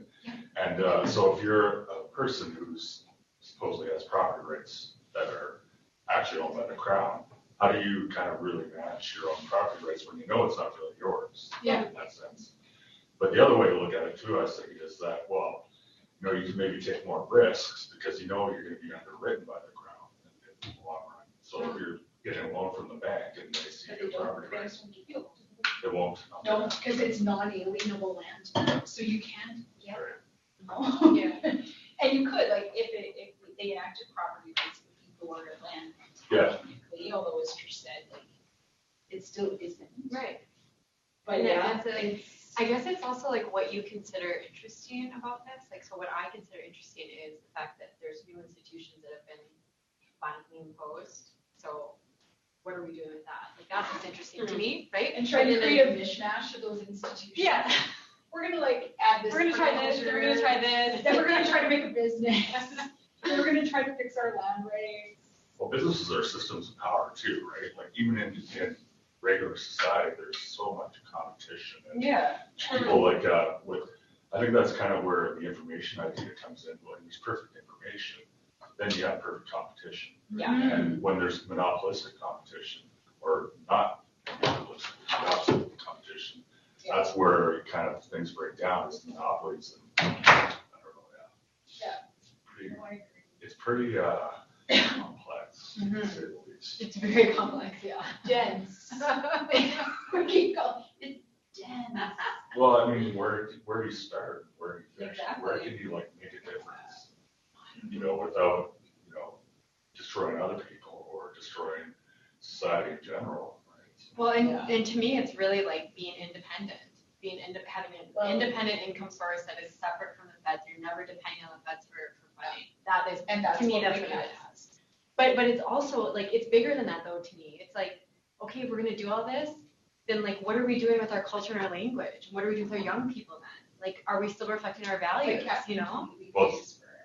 Yeah, I mean, and my tribe pays for me for everything, but like, that's a bigger part of the question that I think sometimes gets lost when it's non-natives looking at it. So, yeah, we just need like a indigenous political economy class. Discuss all of it in depth. Yeah. Oh, indigenous economy.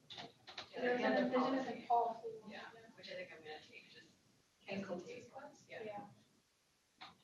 I think I'm gonna take it next year though.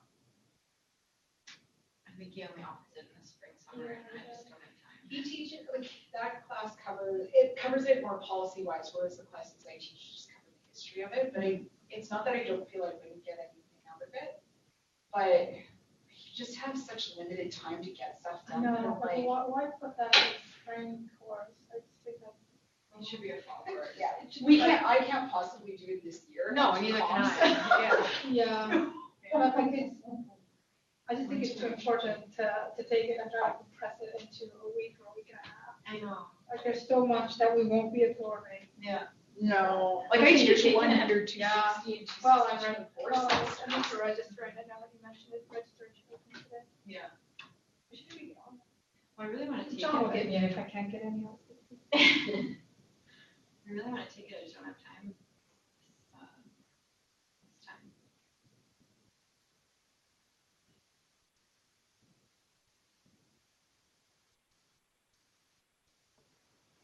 Okay, you guys are way too quiet.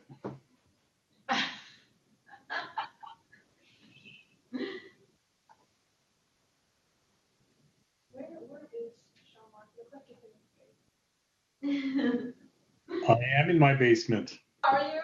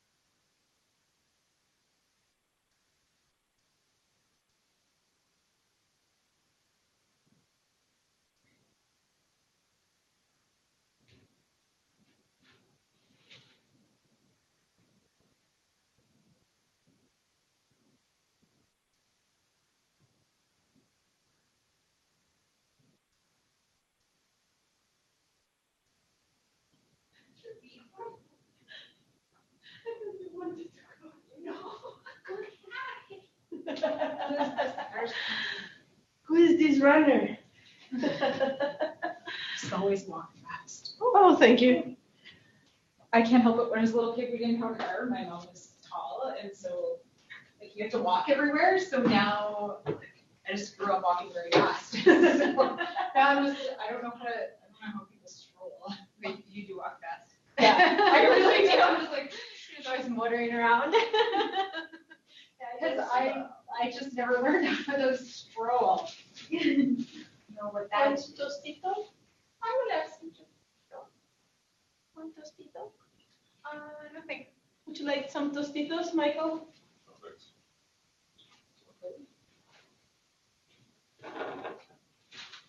We'll put them here. I'll pass too, thank you. Oh, Jean-Marc, there's one for you. How are you?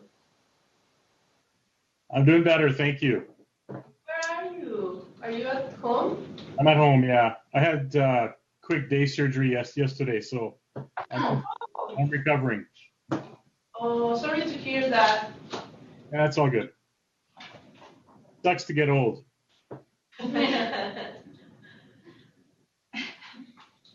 Well, as I was watching my 9-year-old learn how to ski in literally 90 minutes and then take blue runs, I caught an edge coming off the chairlift, just kind of my second last run of the day, and like caught this icy edge because on day 2 it iced up a bit there.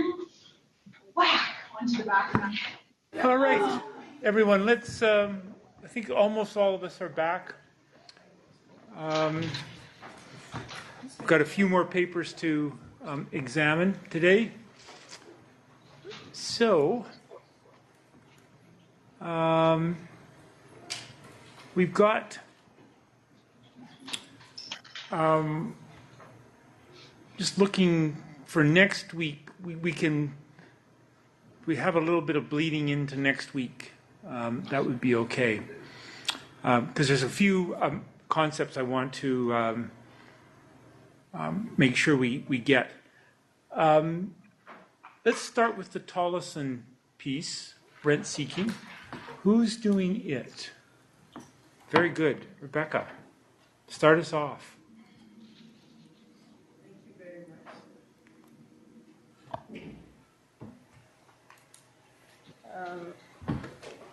For Tollison, I think one of the main points he was arguing for is rent seeking is kind of going to be seen as a profit seeking, and competition is actually one of the basic things that tends to bring it to a normal where they are able to not capitalize on the profits they want to achieve.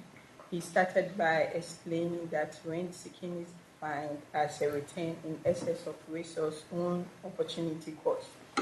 So he was coming from the point that the motivation for rent seeking is when people can decide. It happens with 2 components. It can be artificial and it can be natural. So the natural component is where price system takes into effect and competition tries to bring prices either to normal or not to normal. But with artificial means, you are able to negotiate, and it depends on the behavior and also the institution in place and the environment that created. Okay, well, that's all great words, too general. I don't know that helps any of us understand what is meant by rent seeking. Okay, so he defined rent seeking. Yeah, keep going. Okay. He defined rent seeking as a return of excess of resource owner opportunity cost. That economic rent has played a prominent role in history. What I personally understood from reading the article concerning rent seeking is where an individual or a group of people or producers decide to maximize profits. And when they want to maximize profits, they can decide to take 2 steps, which will be artificially maximizing profits. And it could be like going to see the king and maybe trying to capitalize on a shortage in order to hike the price of a good to increase their return. So he argued that in case of lobbying for such slots, that where you want price to be increased in order to sell less and increase your profit, that from a social perspective is seen as wasting resource because of the cost involved in lobbying for such increase, and that is seen as a waste. So he argued that maybe resource could be competition tends to create economic value, whereby it tends to bring your profit down and for the benefit of the society. That is one of the insights I took from the component of rent seeking, which can come as a result of artificially or can also come as a result of a natural means by the pricing system. Okay, so let's start there. Let's pull some of those ideas together and see if we can't. I'm just trying to find. Here we are.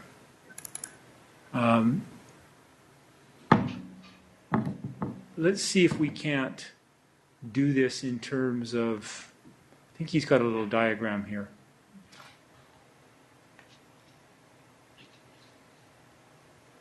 Yeah. All right.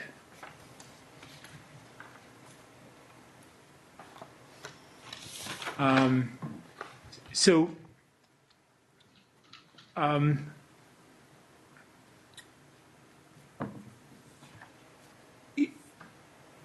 this is a very simple little economic model that Tollefson said illustrates all the elements of rent seeking. Let's just start with this definition. The definition of what is rent. So if you, this is something we all need to just make sure that we understand. What is rent? Okay. To the author, he defined rent to be linked to profit seeking. There's a different definition that I'm looking for. It starts with a right. Rent as a return in excess of resource owner opportunity cost. That rent is equivalent to profit seeking. No, just stop. Okay, so let's start with that basic idea. Rent is defined as any extra over and above your opportunity cost. It's a return above your opportunity cost. Okay? So, if what we need to ask is, so what is opportunity cost? The trade-offs between one opportunity versus another. So if you make one choice, there's a cost to that choice. So I don't know. Yeah, so you're very close. Because there's one aspect. It isn't quite the trade-off, though. It's very close to being the trade-off. It's a trade-off in one way, but not the other way. If you have two things you're choosing, if you have two things that you're choosing before, which one are you going to take? One that gives you the bigger return, or the one that's going to give you the smaller return? Bigger return. Okay. The rent that you get, that you earn from choosing the one that's got the bigger return, how would you define that rent? So let me give you an example. This one that earns the highest return gives you 100, whatever 100 is. Okay. And the other option gives you 80. Which one are you going to choose? What's your rent that you've earned? You've earned a rent of 20. Not a rent of 100, which is what the return is of that first option. It's the rent is the return over your next best option. Okay? Your next best alternative. And so remember, and I think we talked about this last week, the idea is that you're going to choose the best one. And so your next best alternative, I think somebody asked this last week, is the next best alternative always less than the one that you're doing? And the answer is yes. It has to be, because there's an assumption that you will choose the best one. Okay? So that's the only difference. It's if you've got the two choices, A and B, the idea is you'll choose A because it gives you the best one. The rent then is the difference between that and what B was. Okay. Okay. So, by the way, where did we see next best alternative before?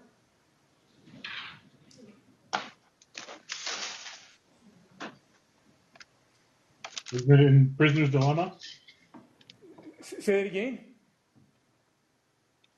Wasn't it in the prisoner's dilemma?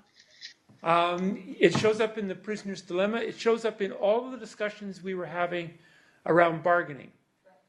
It's the threat point is your next best alternative, right?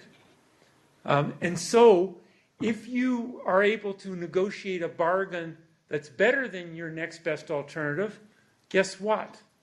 The difference between what you negotiate and your threat point is what? It's rent. Okay? Yeah. So that difference between what you negotiate in a bargain and your next best alternative would be rent. Okay? So that's the idea generally of rent, and then rent seeking is an activity that would give you rent. Okay? Now, Tollison distinguishes between kind of a natural and an artificial form of rent. What's the key difference between natural and artificial rent? Would it be monopolistic?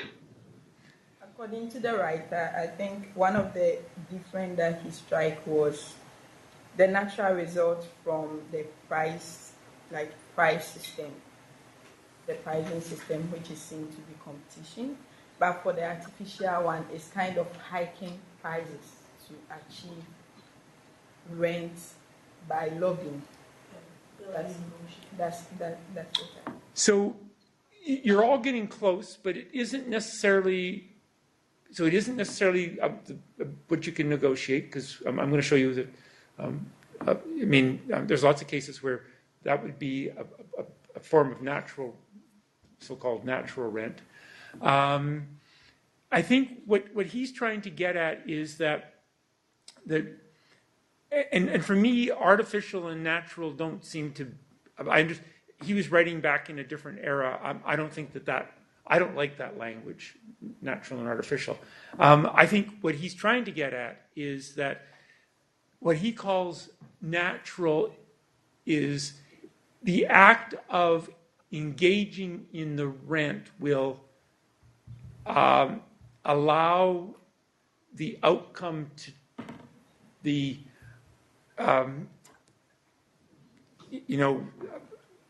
outcome to change in the sense that you're going to get more of the activity undertaken. The price of the good may fall. There's going to be a process by which something is caused to change. Okay.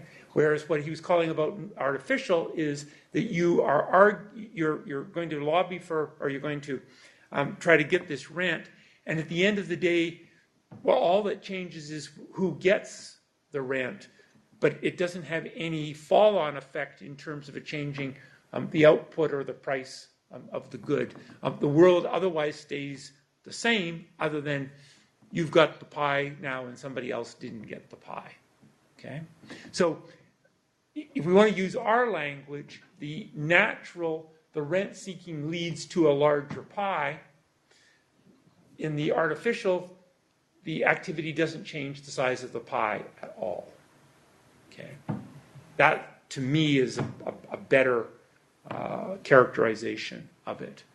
So in this diagram, and Rebecca, I won't make you go through this diagram. I'm not going to test your econ now after these number of years. Let me just show you what we've got here.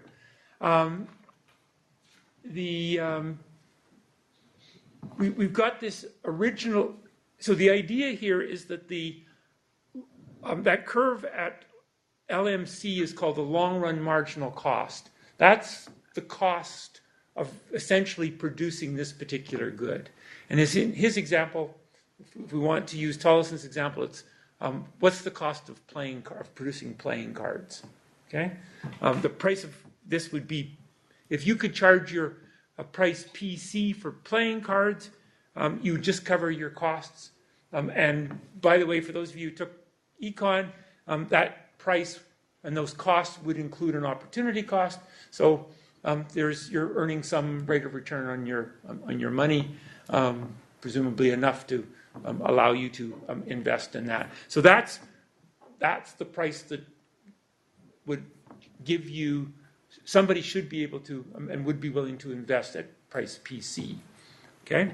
But because of something that the government has done, in this case they have created, and Mike, this goes back to your point, in this case the government has created a monopoly, and they said there's only one company that's going to supply greeting cards. And that company then says, I don't have to charge price PC. I'm going to charge something else. In fact, I'm going to charge price PM because that price will maximize my profits. And the profits are given, in this case, by the difference between that price and PC, what it actually costs them, multiplied by the quantity that they can sell at price PM, which is QM. So this little square PMAB PC is the profits. Okay?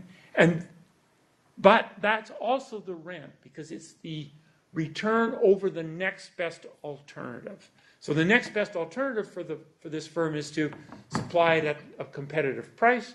So that is also a rent. Okay? Now, if you had a market that was allowed to function, okay, that profit would entice people that could produce playing cards to come into the market, and they would start to compete against each other, okay, presumably, and eventually that price would start to go down, and the argument is that it would reach PC. And so if you had that kind of rent seeking, where the market was allowed to change, you'd actually get a lowering of the price from PM to PC. Okay?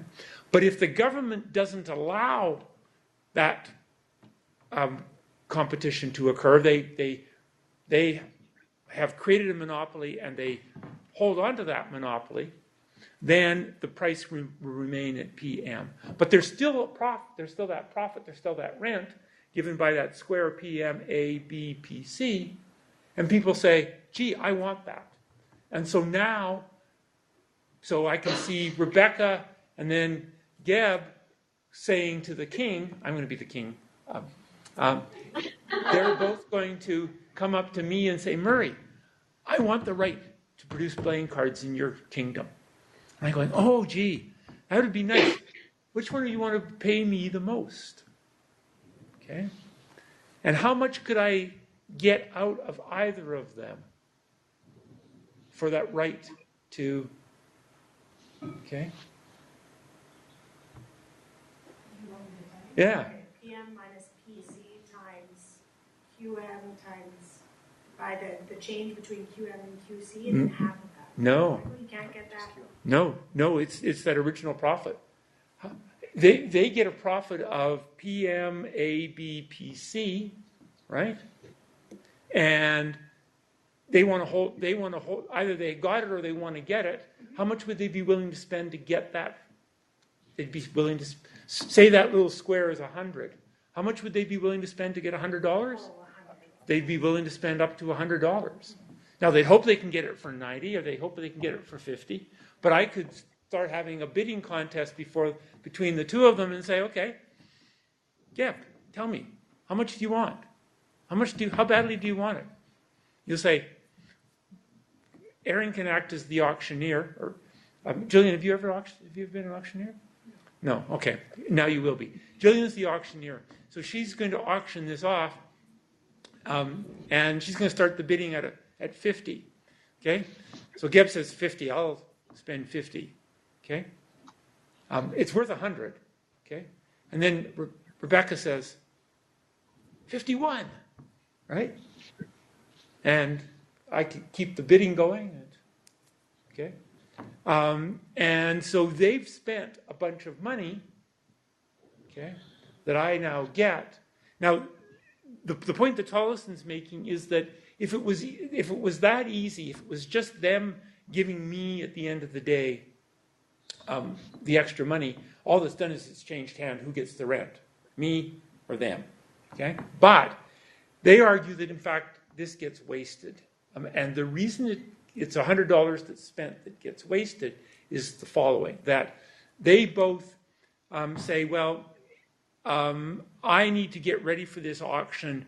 I'm going to do some extra work. I'm going to hire somebody to go out and make sure that, in fact, the cost of producing playing cards is really that. So they're going to spend some money doing that. They may each hire a lawyer to make sure that all this is legal if they win.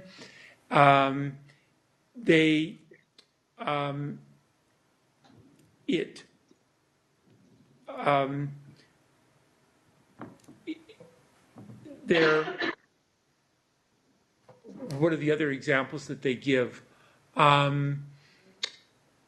They may, maybe this isn't a straight auction. Maybe this is, they have to put a bid in, a sealed bid. And so they spend a lot of time making it all fancy with PowerPoints and all of that stuff, which is great. It gives the people that make PowerPoints some extra money. But now, what I've done as king is I've ended up creating an industry where now people that make PowerPoints think that there's a market. So more people go into making PowerPoints, but actually that's not creating any extra benefits in this economy. All it's doing is helping move the money around. So there's more lawyers, there's more PowerPoint presenting companies. There's maybe I need officials to evaluate this, so I hire some extra people. So now there's more people that are just doing the job of evaluation that don't actually need a job regularly. And so we've created an entire industry that's just about trying to find rents, and they're not doing anything. They could all be doing something better someplace else in the economy. And that's the loss of activity that goes on. So the argument that you see in I see we lost it. Can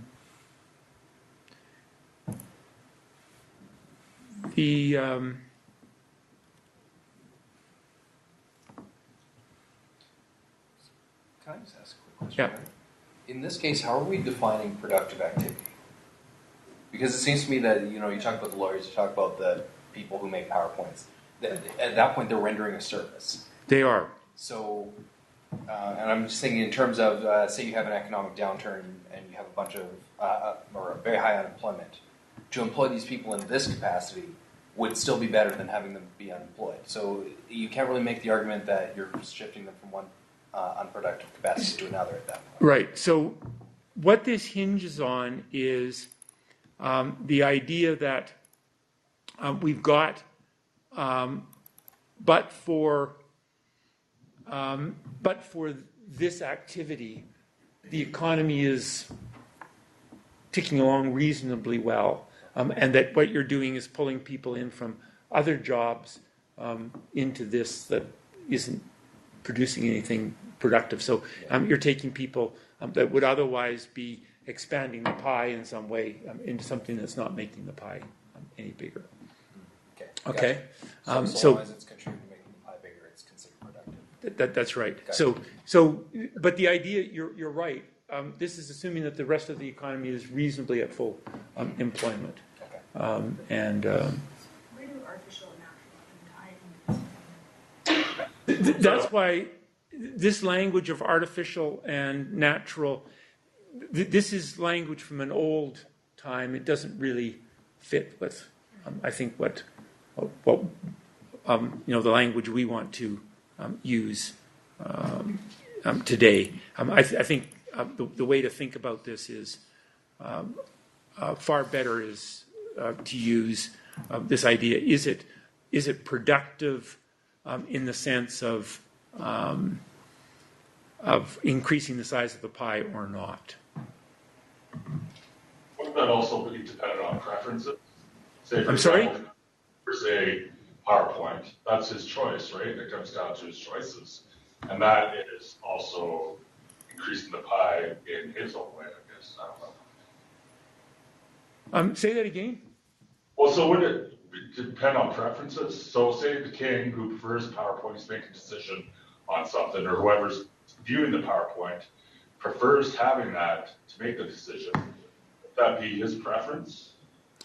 This actually doesn't. We don't take into account the preferences of the PowerPoint, the people that are making PowerPoints at all. They're just actors out there. The idea is that they're going to wherever the best deal is, and what we've done is we've created an activity here that's not adding to the pie in any way, to the larger pie of the economy. And they're going and doing an activity that's just transferring money between A and B. And instead, we've taken them away from something, presumably, that is productive. Like what?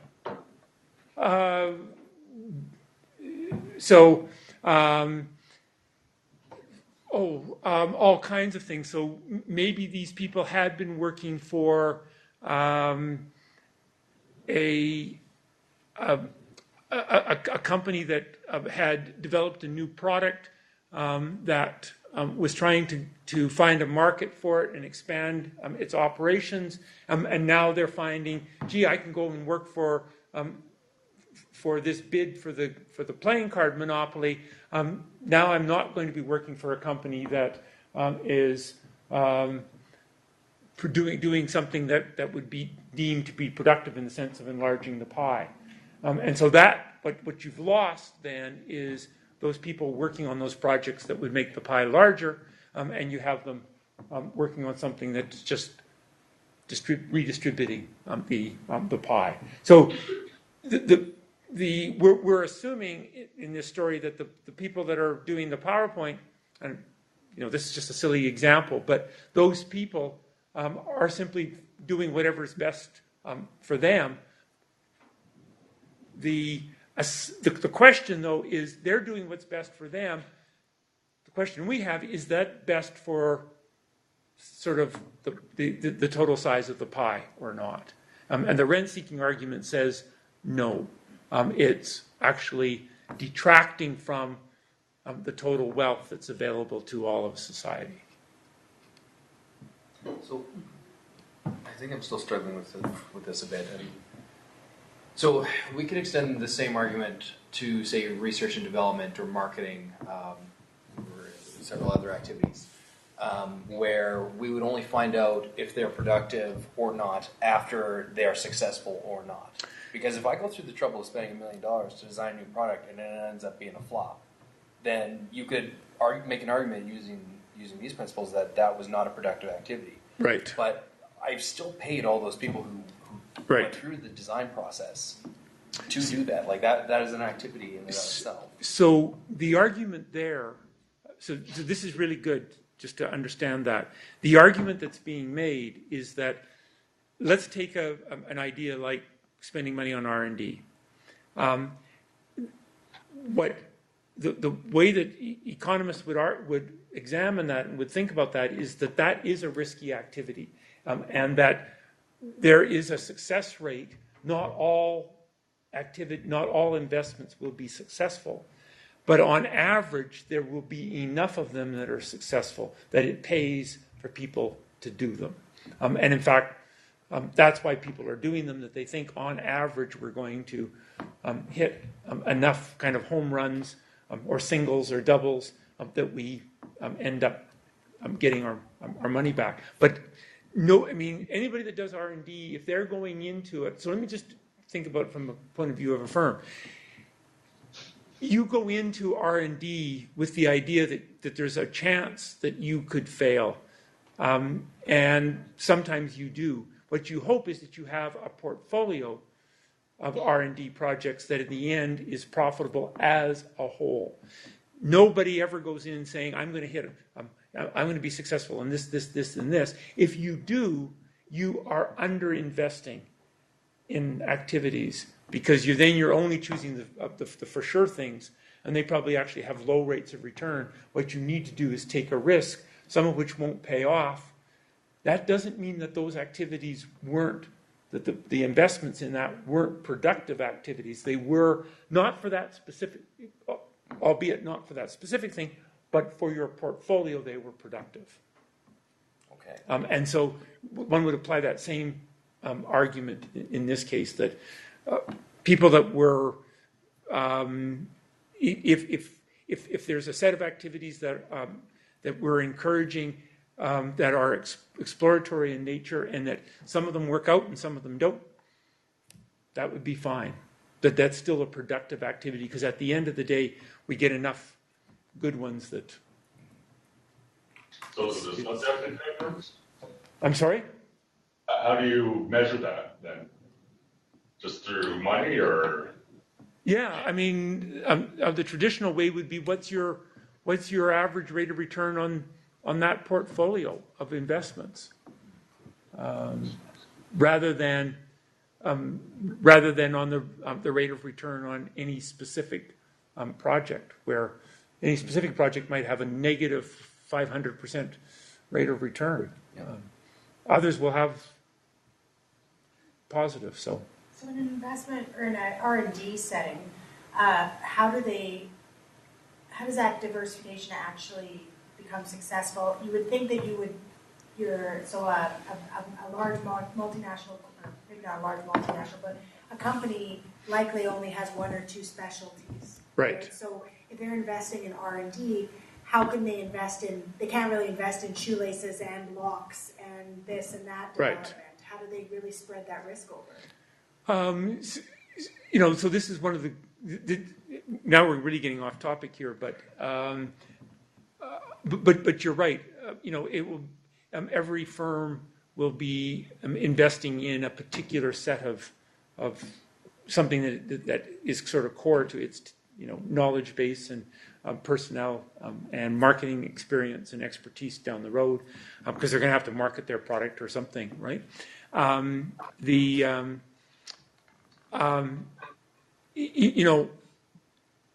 I think what happens in reality is that firms will undertake some activities that they're pretty sure will be successful, and then they will then make a few initial investments in some things that they think are much riskier, get a little bit of a proof of concept, does it work, and then they will make the rest of the investment. So you have some investments that are pretty much for sure, and they're the big ones, and then they make smaller ones, test things out, try to get a sense of whether or not, and then they say, oh, okay, I have a bit more confidence, I'm going to build. But always with the idea that it may not turn out, or we may get a 50% rate of return on this, or maybe we'll only get 2% rate of return on this. So likely, though, they're underinvesting because they're not, they're still choosing Probably. low risk. Probably. Okay, so the idea of rent seeking is so there's kind of two levels to this.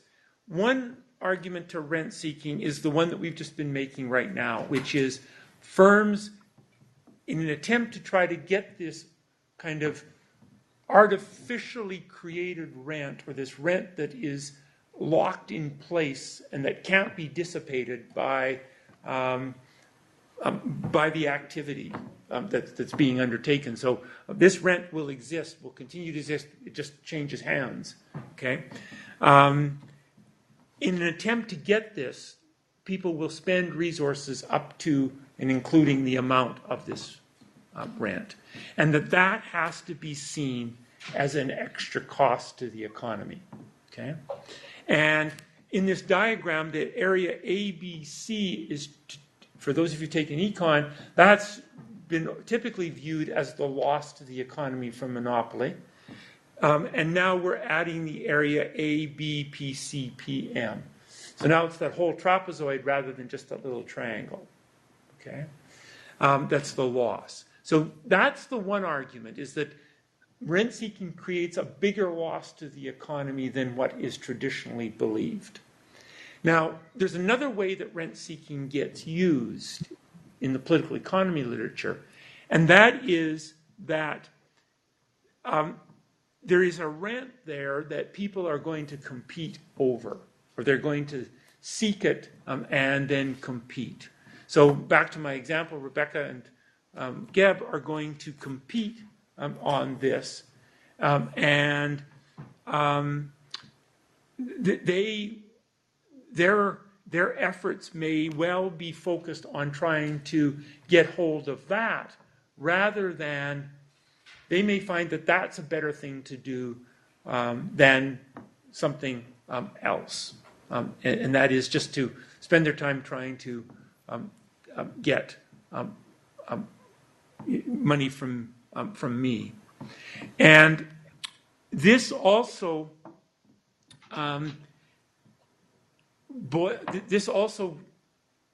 flips into the following. Okay, this can be used as one of the reasons that policies are unlikely to change. Okay, so imagine that there is this playing card monopoly in place. Okay, so the price of playing cards is higher than it would be, and somebody, let's say it's Geb, is getting this area PCAB. Okay, PC. And so he's managed to get this particular rent. Okay.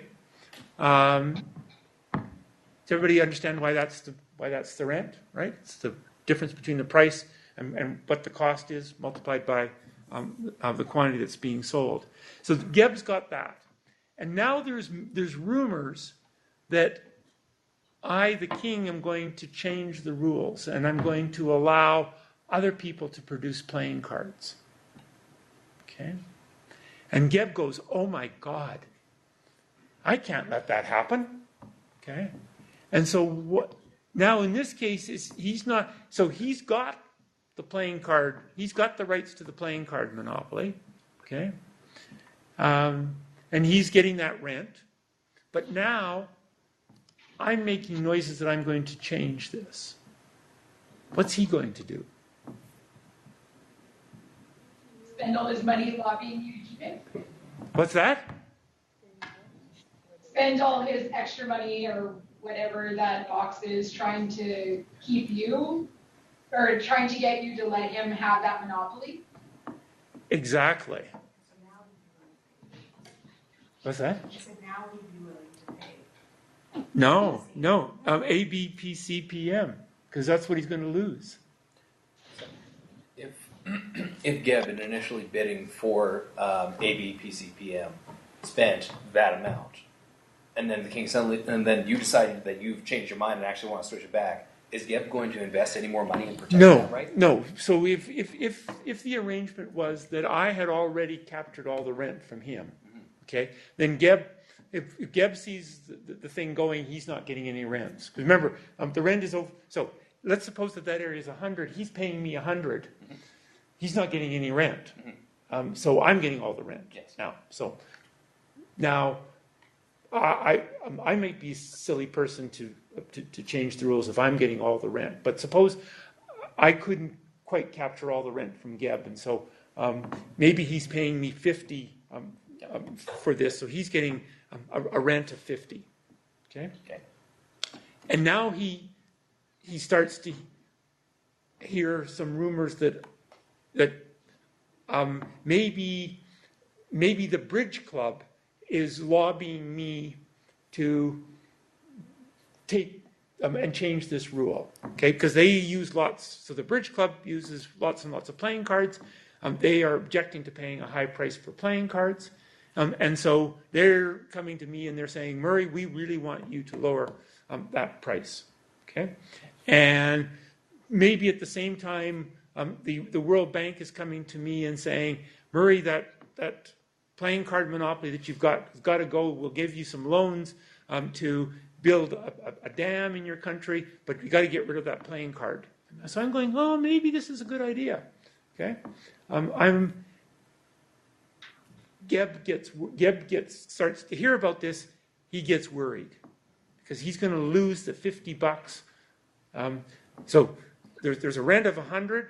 He's paying me 50, so he gets the other 50. He's saying, I'm going to lose this $50 of rent that I've got. What's he going to do? Pay you up to 50. Or, well, he's going to start lobbying me, and that's the language we want to use. He's going to start lobbying me to not change the rules. Okay? And so this is the other way that rent seeking gets used, is that there's now a tendency of those people that have rent to lobby the government to not change the rules in a way that would cause those rents to disappear. Because if I opened up competition giving the Bridge Society what they wanted, he's going to lose. So now he's going to plaster across the headlines of he's going to take out full-page ads in the newspaper saying why it's so important that there's a playing card, really strong playing card company in this particular country, and diminishing in some way, shape, or form the claims of the Bridge Club, that those are unsubstantiated and they just represent a small part of society and blah, blah, blah. I mean, you can translate any of the, headlines and ads and stuff that you've seen on other issues into this particular example. But that's it in that diagram. So what if he's already paying you the trapezoid and then He's not paying. Oh, he's not paying me the trapezoid. Say between lobbying and rent. So rent. But nobody's. But this is the thing. Nobody's paying ABC. It's lost. Sorry, what I mean is PM. We can hear you. See the square. Sorry. PMPCAB. Say I'm already, half of that goes directly to rents and the other half is lobbying, and I'm already maxed out that rent space. What then when you come in and say, I'm feeling pressure, I might open the market up? What am I willing to pay? Well, at that point, do you dive into ABC or no? No, forget ABC. No, I know of it. I'm trying to. I'll explain later. So wouldn't you just move to your next best alternative if that happens? All of your economic rent is gone. Then basically your indifference between your next alternative and this one? So, just back to this. If Geb, keep picking on Geb here. If he's been given the monopoly, but he had to pay 100 for it, then really he could care less whether or not the monopoly continues or not. Okay. So if he's having to pay up all of his rent, then he doesn't have any, right? So then he's not going to seek that. Okay. So it's whoever gets the rent that has the incentive to lobby. Or notice here, so we're actually going to. I actually can bring your triangle now in, okay? Because here's the interesting part. If you're the Bridge Club, you're paying PM now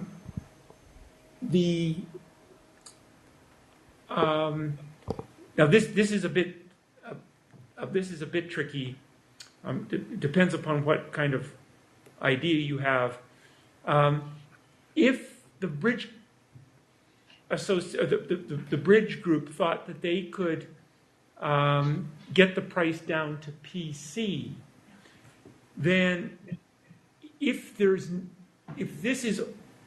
exactly the same number of bridge players and now they kind of play more bridge than they were before, and so they wear out their cards more often, they have to buy more cards, then the existing bridge players would get that entire area, if you can see my little cursor, this whole trapezoid, okay? They would get that whole trapezoid For the economists in the room, that's the extra consumer surplus that they would get. And they would be willing to pay up to that to lobby me to change the rules. Exactly. Okay? Now, on the other hand, if what you see, this is the existing demand, or this is the demand by the existing members of the bridge group, and when the price falls, you get a new group of people moving in, then they're unlikely to be in a position to pay very much, that new group. And so the original people that are playing bridge, they would only be willing to spend up to this amount because they could lower that price of cards by that amount. That's how many cards they're paying. They're buying. That would be the saving that they would get. And they say, gee, we could go out and lobby the government, and if we'd be willing to spend up to that amount to be able to get that back. Now, as a group, they have to solve a collective action problem. Okay, and this is part of that rent-seeking literature, is that bridge group needs to actually act as one and be able to influence government as a group. So they need to have, the lobby group for bridge clubs, and then they go to wherever the seat of government is, and they talk to all the officials, and they talk.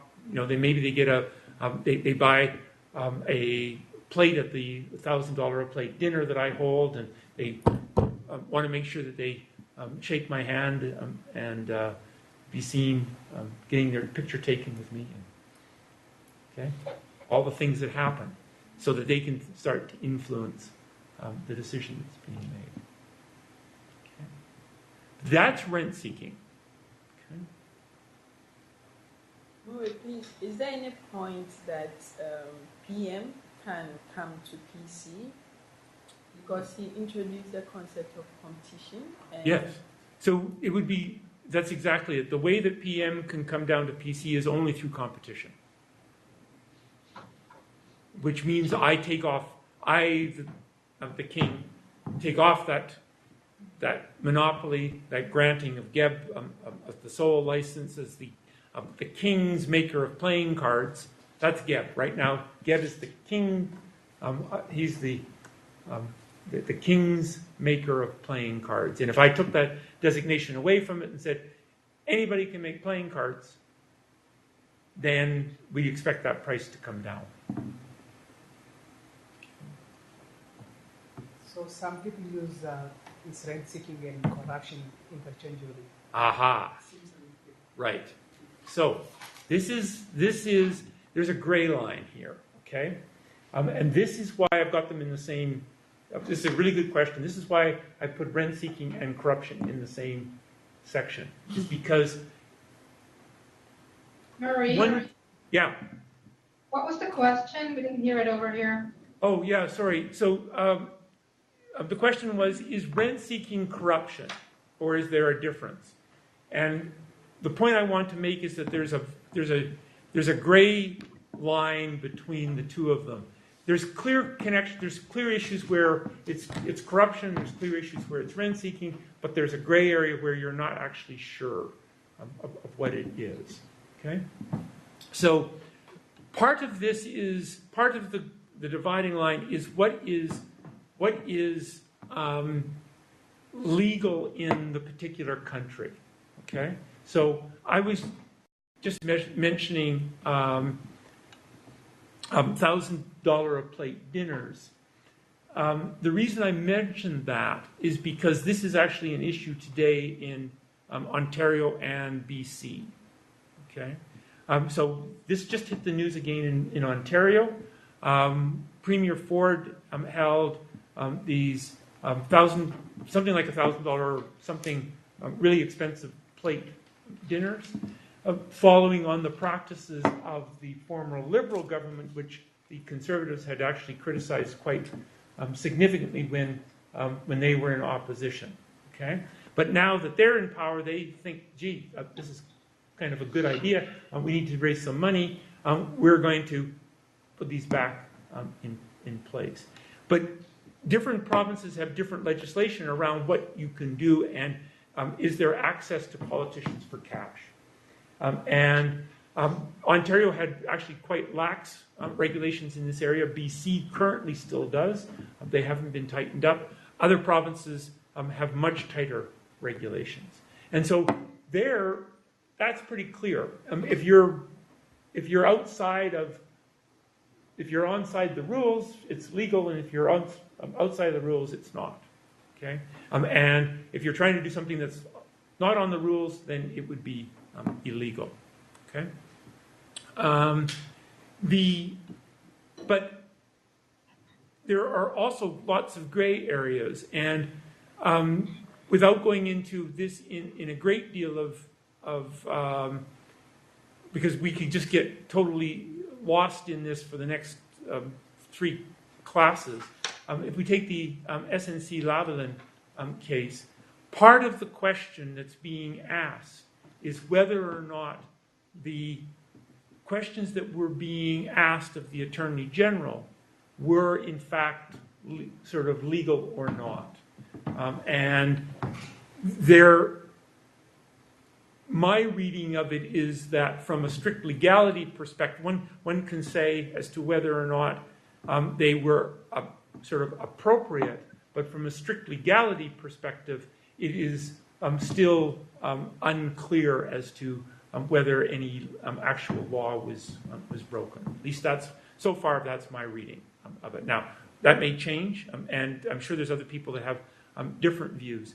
There's a question of whether this is the right way to behave or not, and that's a different question. But from a legality perspective, this appears to be one of those gray zones where we're not actually quite sure.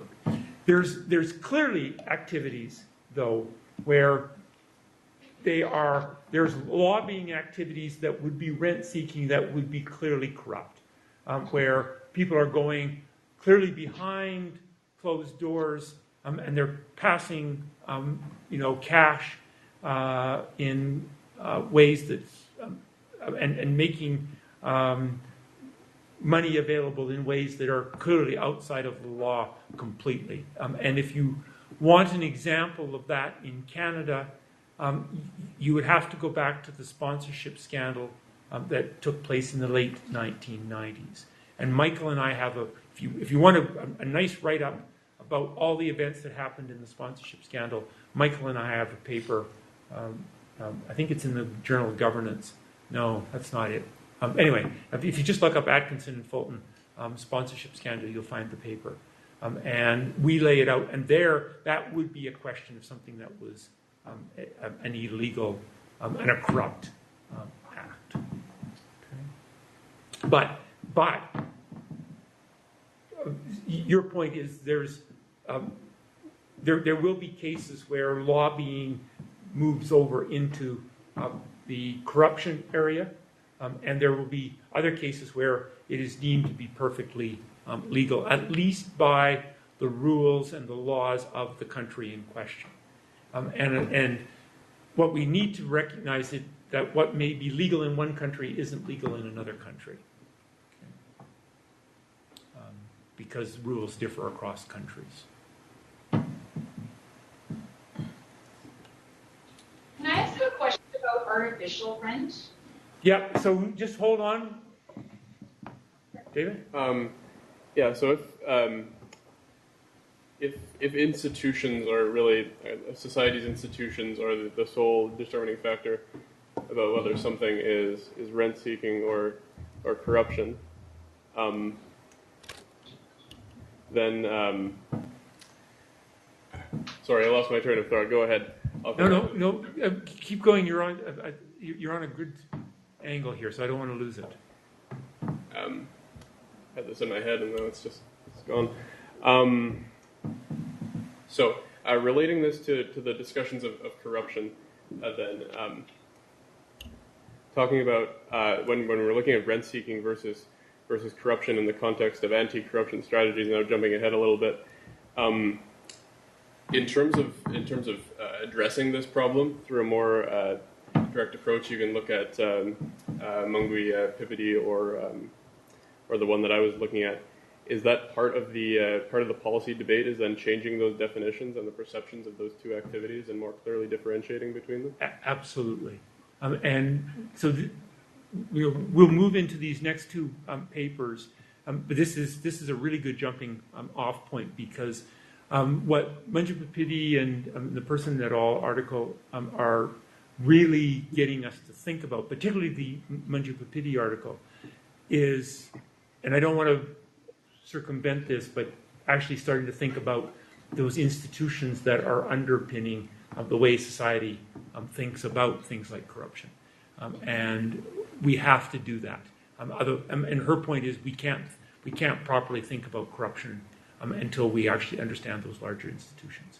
But so I thought that's where you were going, and I want to make sure we think about that. We'll come back to it when we take that particular article up. Back to Regina. I was just trying to get a clearer understanding of what artificial rent is. Yeah, so I think the best way, take a look at this diagram again. An artificial rent would be, so here's this rent. It's this area that we've talked about before that I'm kind of sketching out here. That square, that's the rent. That is an artificial rent if the act of rent seeking doesn't, if the act of rent seeking does not make that rent disappear, then it is deemed to be kind of artificial. Artificial. Okay? If that rent disappears as a result of people trying to get hold of it, then it's deemed to be sort of a natural rent. I don't find natural and artificial to be very good. I would prefer it to be, one is kind of an unproductive versus productive. But the idea, so, you can imagine the price somehow getting to PM, but there is no restrictions by government. Firms would look at that and say, gee, I see, Geb's card company, he's doing really well. He's driving around in a big car. He's making lots of money. I'm going to start making playing cards as well. And there's no restrictions on that. I'm going to start making playing cards, and I go into it, and that starts to push the price down. And eventually the price gets down to PC. The quantity consumed goes up to QC. And we have a completely different equilibrium. The rents are gone. That would be, that initial rent that generated that whole process would be what would be called a natural rent. On the other hand, if that rent occurs because I've, as the king, have imposed a law saying only Geb can produce playing cards, that means that rent-seeking activity, Rebecca trying to get in and get the right to produce those playing cards, doesn't lead there to be more playing cards produced. It just exchanges Geb for her. Okay, and so it's just simply a transfer rather than an expansion of activity. So that would be an artificial rent. But again, I think it more in terms of just being non-productive. Thank you, Murray. Please, page 584, he was talking about how the behavior of the behavior of regulators can predict the political crisis, and the past behaviors also could predict rent. How would, I couldn't get that point very well. Oh, yeah. So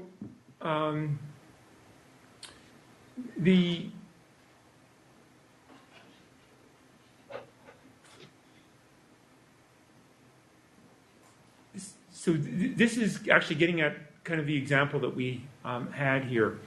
So suppose let's just change this up a tiny bit. rather than giving Geb a license to produce, I give Geb a license to produce playing cards. And I do so on the basis of that I think he's managed to put together, he's been able to convince me that he has put together a way of producing playing cards that's highly sustainable and that is using resources in a very effective way. And he's using local people to produce the playing cards and local supply of trees and all that stuff. Okay, so I might, if I have some rules in place about what it would take to be able to get a license, what would be important is how do I, as the regulatory agency, what knowledge do you have about the way that I behave? So if I am seen to be sort of publishing a set of rules and following those very much to the T, so that somebody else could kind of come along and with the same kind of guarantees that Geb has, okay? So Bianca comes along and she says, I can do exactly the same as Geb, in fact, and better in some ways, if I've demonstrated that I'd be willing to then give her a license, okay? That changes the dynamics completely compared to the situation where she comes along, presents a similar package with Geb, and I say, no, yours doesn't match. Okay? So that's me, the regulator. People that are trying to rent seek need to know how I'm going to behave. Okay? If I behave in one way, they might think, gee, it's actually worthwhile thinking about applying for a license, in which case, over time, maybe that price actually does start to come down because more competition comes in. Whereas if I really just reject out of hand anybody coming into the marketplace, then that sends a signal as to what others should do. They'd say, gee, he's not going to change no matter what we do. There's no use in even trying. Which ties back to that governance structure discussion in Indigenous governance and stability. Yeah. Okay. So please, does that create an institution? Because he was talking about the behavior linking it to the institutional environment.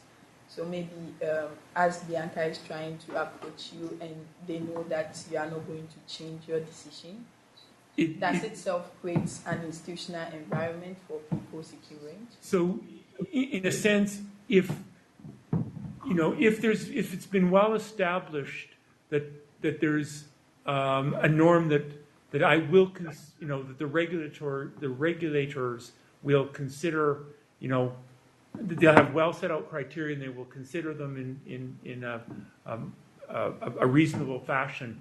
That well could be a norm that a country has developed, and you will see that there's a real attempt for the various regulatory agencies that are in Canada. So, for instance, the Canadian Food Inspection Agency, they are trying very hard to set up a sense that they are interpreting the rules that are in place in a fair and consistent fashion over time. Okay, the part of the debate right now around the Trans Mountain Pipeline,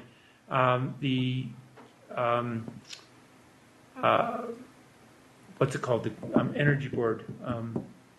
National Energy Board, they're also a regulatory agency, and the whole issue around the courts and the court case that was whether or not they were applying their rules consistently, and in fact the court said no, you weren't, and so they've gone back and they've been quite deliberate at trying to say now we followed the rules, in the proper way.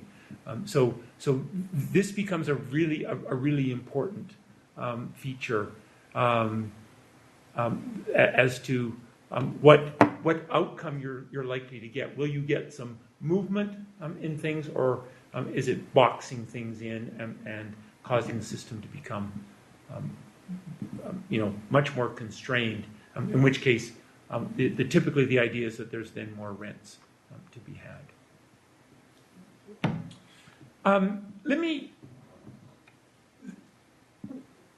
We're running out of time, and there's one thing I want to talk to you about, and it fits very nicely into this. I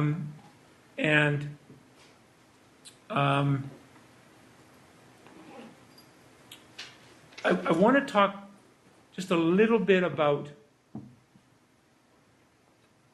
how do I do this? I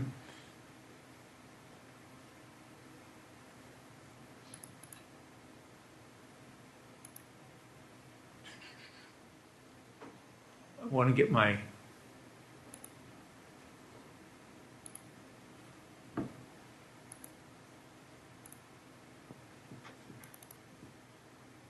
I've lost my connection here somehow. Oh, I see what I have to do. Sorry about that. Now this will work. Okay.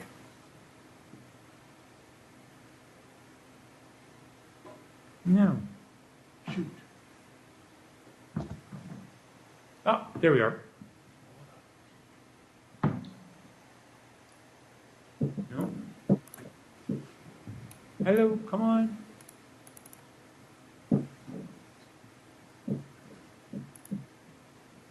I want my whiteboard.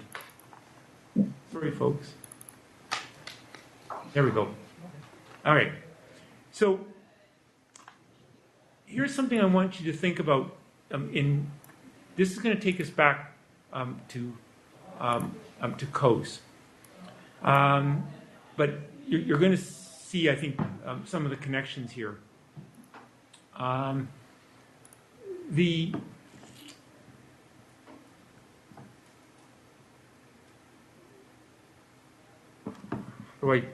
How do I do this? So we were talking in that earlier piece about transaction costs, and how big are they in terms relative to how big the pie is going to get. Okay, but there's some other aspects that we need to think about. So here's an example that I want you to think about. I want you to think about what happens, and we've been over some of this territory before, but I want you to think about what happens to perhaps property rights and maybe institutions as certain activities take place. Okay, and this is part of a kind of a dynamic view of the world. So when Coase talked about his of the world that he was in, what he was starting with was he said, are the property rights well established? And in his world they were. Okay, the court said such and such is in place. And let me just use one of his examples, and then I want to just do something a little bit different with it. So his example, he had the confectioner, and he had the doctor. Okay, and let's suppose that in this particular case, it turned out that the confectioner was given the property rights. Okay, the court originally had ruled confectioners got the property rights. But it turned out that the activity that gave the biggest pie was having the doctor operate. Okay, that having the doctor see patients and so forth was way more valuable than allowing the confectioner to be able to continue to operate in that particular space. Okay, so this was the more productive activity, and Coase argued, rightly so, that if your transaction costs were low enough, that the confectioner would make an agreement with the doctor where they would allow the doctor to proceed. And say, doctor, go ahead, we will back out, we won't have our our bakery here anymore. We want a payment from you. So there's dollars going to go, okay, from the doctor to the confectioner, but the property rights are allocated to the confectioner. Okay? And that is where Coase stopped. He said, it doesn't matter who we allocate the property rights to, we're going to get the same outcome. The doctor is going to be able to operate. But it will change the distribution of the benefits. Okay? In this case, the confectioner is going to get something extra that they wouldn't get because they're going to get this transfer that they wouldn't otherwise have obtained. Okay? But the doctor is also going to be better off than they would have been. Okay? Now, I want to add another part of the story that Coase didn't add, and it's this. Suppose that as a result of the doctor operating, okay, and being allowed to expand her surgery, that she starts to get even more people interested in being treated, and she starts to create a bigger market for her services, and has to open she can open another clinic someplace else, and eventually earns a whole bunch of dollars, like really big dollars. Okay? Suppose that down the road, and it may be a few years, that these extra dollars are used by the doctor to go back and lobby the government to change the property rights. Okay? Now, at that point, why would the doctor want to change the property rights changed? Exactly. They don't want to have to pay the confectioner anymore. So if their activity generates rents or returns that can be fed back and change the property rights, they may well want to do that. Okay. And Coase never talked about that. For Coase, once the property right decision was made, it was made. But now we need to think about what's the consequence of the activity so we've got an activity that enhances the size of the pie. Both parties gain. But will that gain by at least one of the parties have a feedback effect and lead to future changes in property rights? If so, suppose that the confectioner, okay, decided or was sort of astute enough to say, I understand. So they get this insight that they understand that if they allow the doctor to operate, that the doctor could in fact be made to be efficient, or they could get this extra rent, which would cause them to have extra resources that they wouldn't have, and they could then eventually lobby and undo the laws the very law that the confectioner was using, and now they would make the confectioner worse off, okay? Because in fact the law has been changed, and now the confectioner can't even operate at all, let alone operate without some compensation. The confectioner might say, you know what? I'm not going to let this doctor operate at all.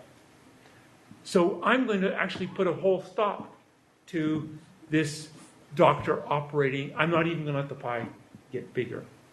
And the reason is because of this feedback effect that once the expansion of the pie takes place, it starts to generate feedback effects that one of the groups that benefits from this then has an opportunity to lobby. This is the lobbying that's going on here, right? And this group that benefits actually changes the rules of the game thereby making the confectioner worse off. And so the confectioner says, you know what? It looks like I would be better off, but in fact I won't be, because I have no assurance that these property rights are fixed. There's a dynamic process that's going to go on here, and I'm going to be caught up in this. And so, in this case, the activity, even though it was allocated, even though Coast's conclusion wouldn't be right, this activity wouldn't be undertaken. So his argument that it would be undertaken regardless of who got the property right wouldn't be right. And the reason is, essentially, is that this property right isn't permanent. And it could be undermined by these activities that take place as a consequence of the expansion of the pie. Now, you might ask, why is this important? Well, it feeds into this rent seeking, because in an attempt to try to get some of these rents, these people lobby quite substantially. And at this point, this is, by the way, once they've made this shift, this in fact is pure rent seeking, because they're not actually enlarging the pie any. They've already got the pie. Now all they're doing is changing who gets it. The rules have already been established. Coast is still right in that sense. They don't need that to take place to enlarge the size of the pie. This is pure rent seeking in this particular case.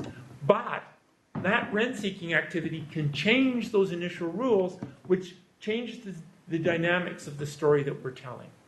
And so this may actually lock in place particular decisions that Coast would have said, no, actually, they should get unlocked and they should take place. I'm going to leave you with that, okay? And we'll come back and think about this next week. But this fits in with a number of things that I think at least some of you are thinking about. And it's a perfect way of linking rent seeking with Coast. Okay? I wasn't expecting you to see this, by the way. And the diagram that I put up at the very front of class, I'm going to show you next week, and it's a way of formally showing this in a bit more elegant fashion. Though this is kind of cool.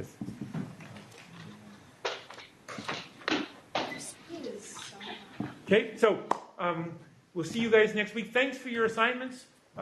We'll get them back to you as soon as we can, because we know that you want that feedback to move on your papers. So we'll be on them right away. Thanks, everyone. It seems really insightful in your example. He knows what he's going to do.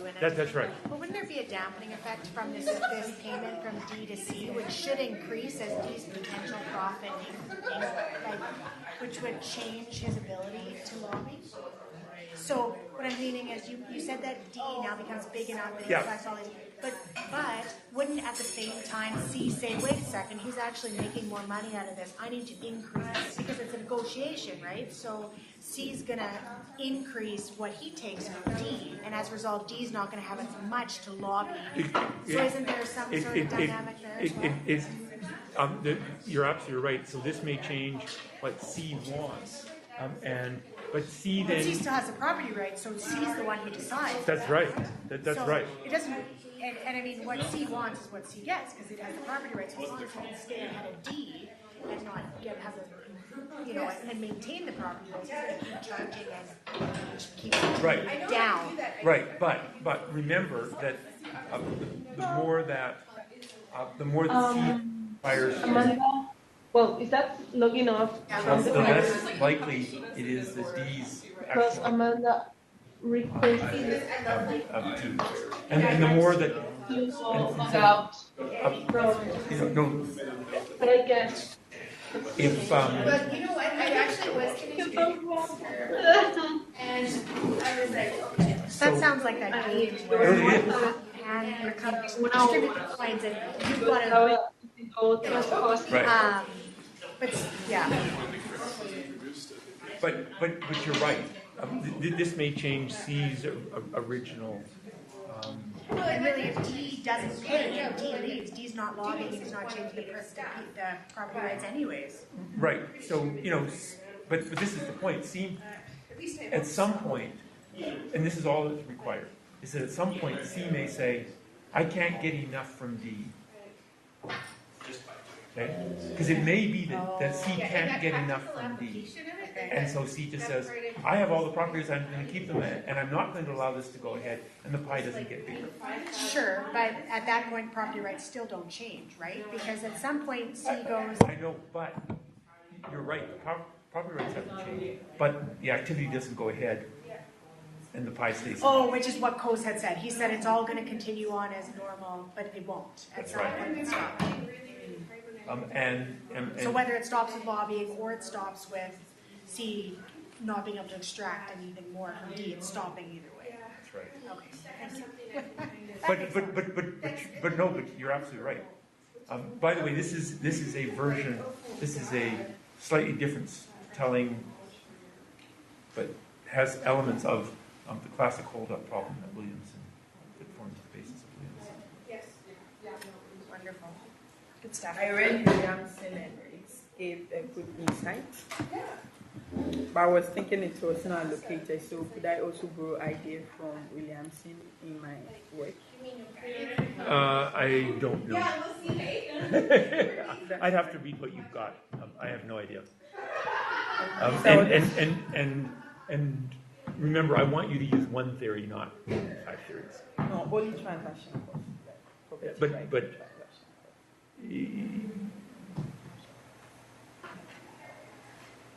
okay, we have to see. We have to see.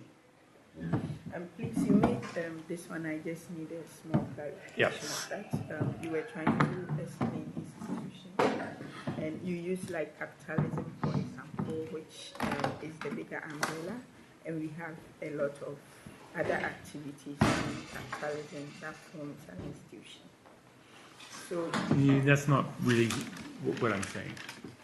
Like what I understood by what you said is maybe institution from the bigger umbrella,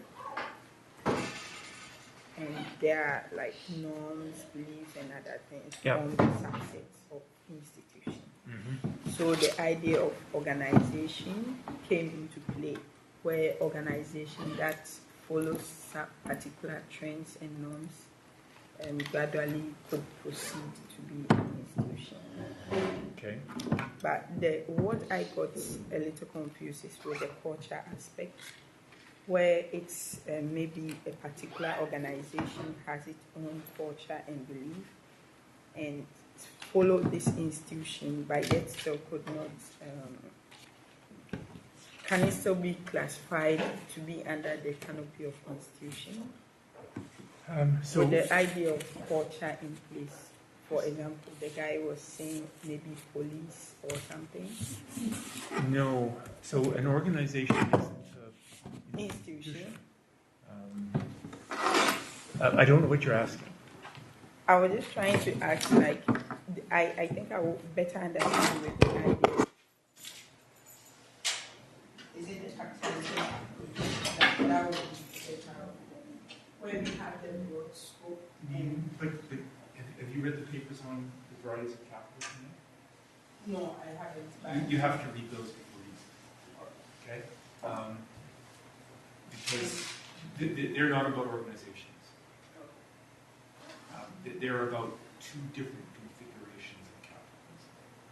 2 really very, very different views of the way capitalism is put together. But they all come together to form an institution. No.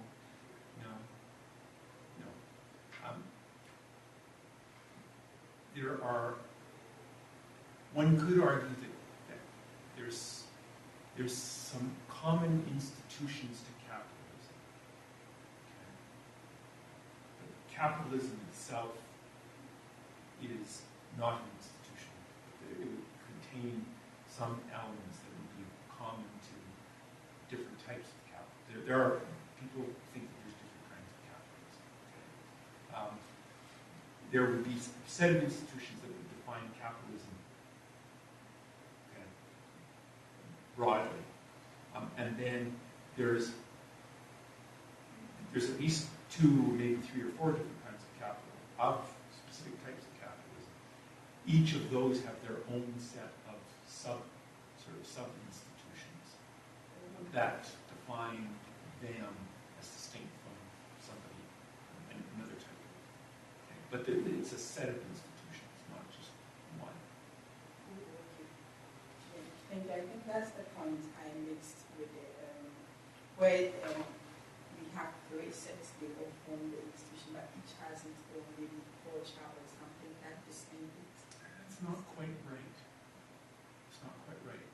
Because it isn't these 3 that's forming the institution. Okay? That's not the... Itself is an institution. No, there is an umbrella. There's things that define capital. There's institutions that define that broad umbrella. But it's not just one thing, it's multiple things.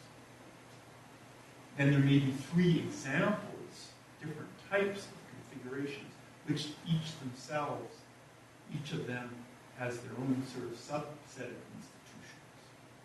But the language that you're using isn't right. Yeah, that's it. I think it's good.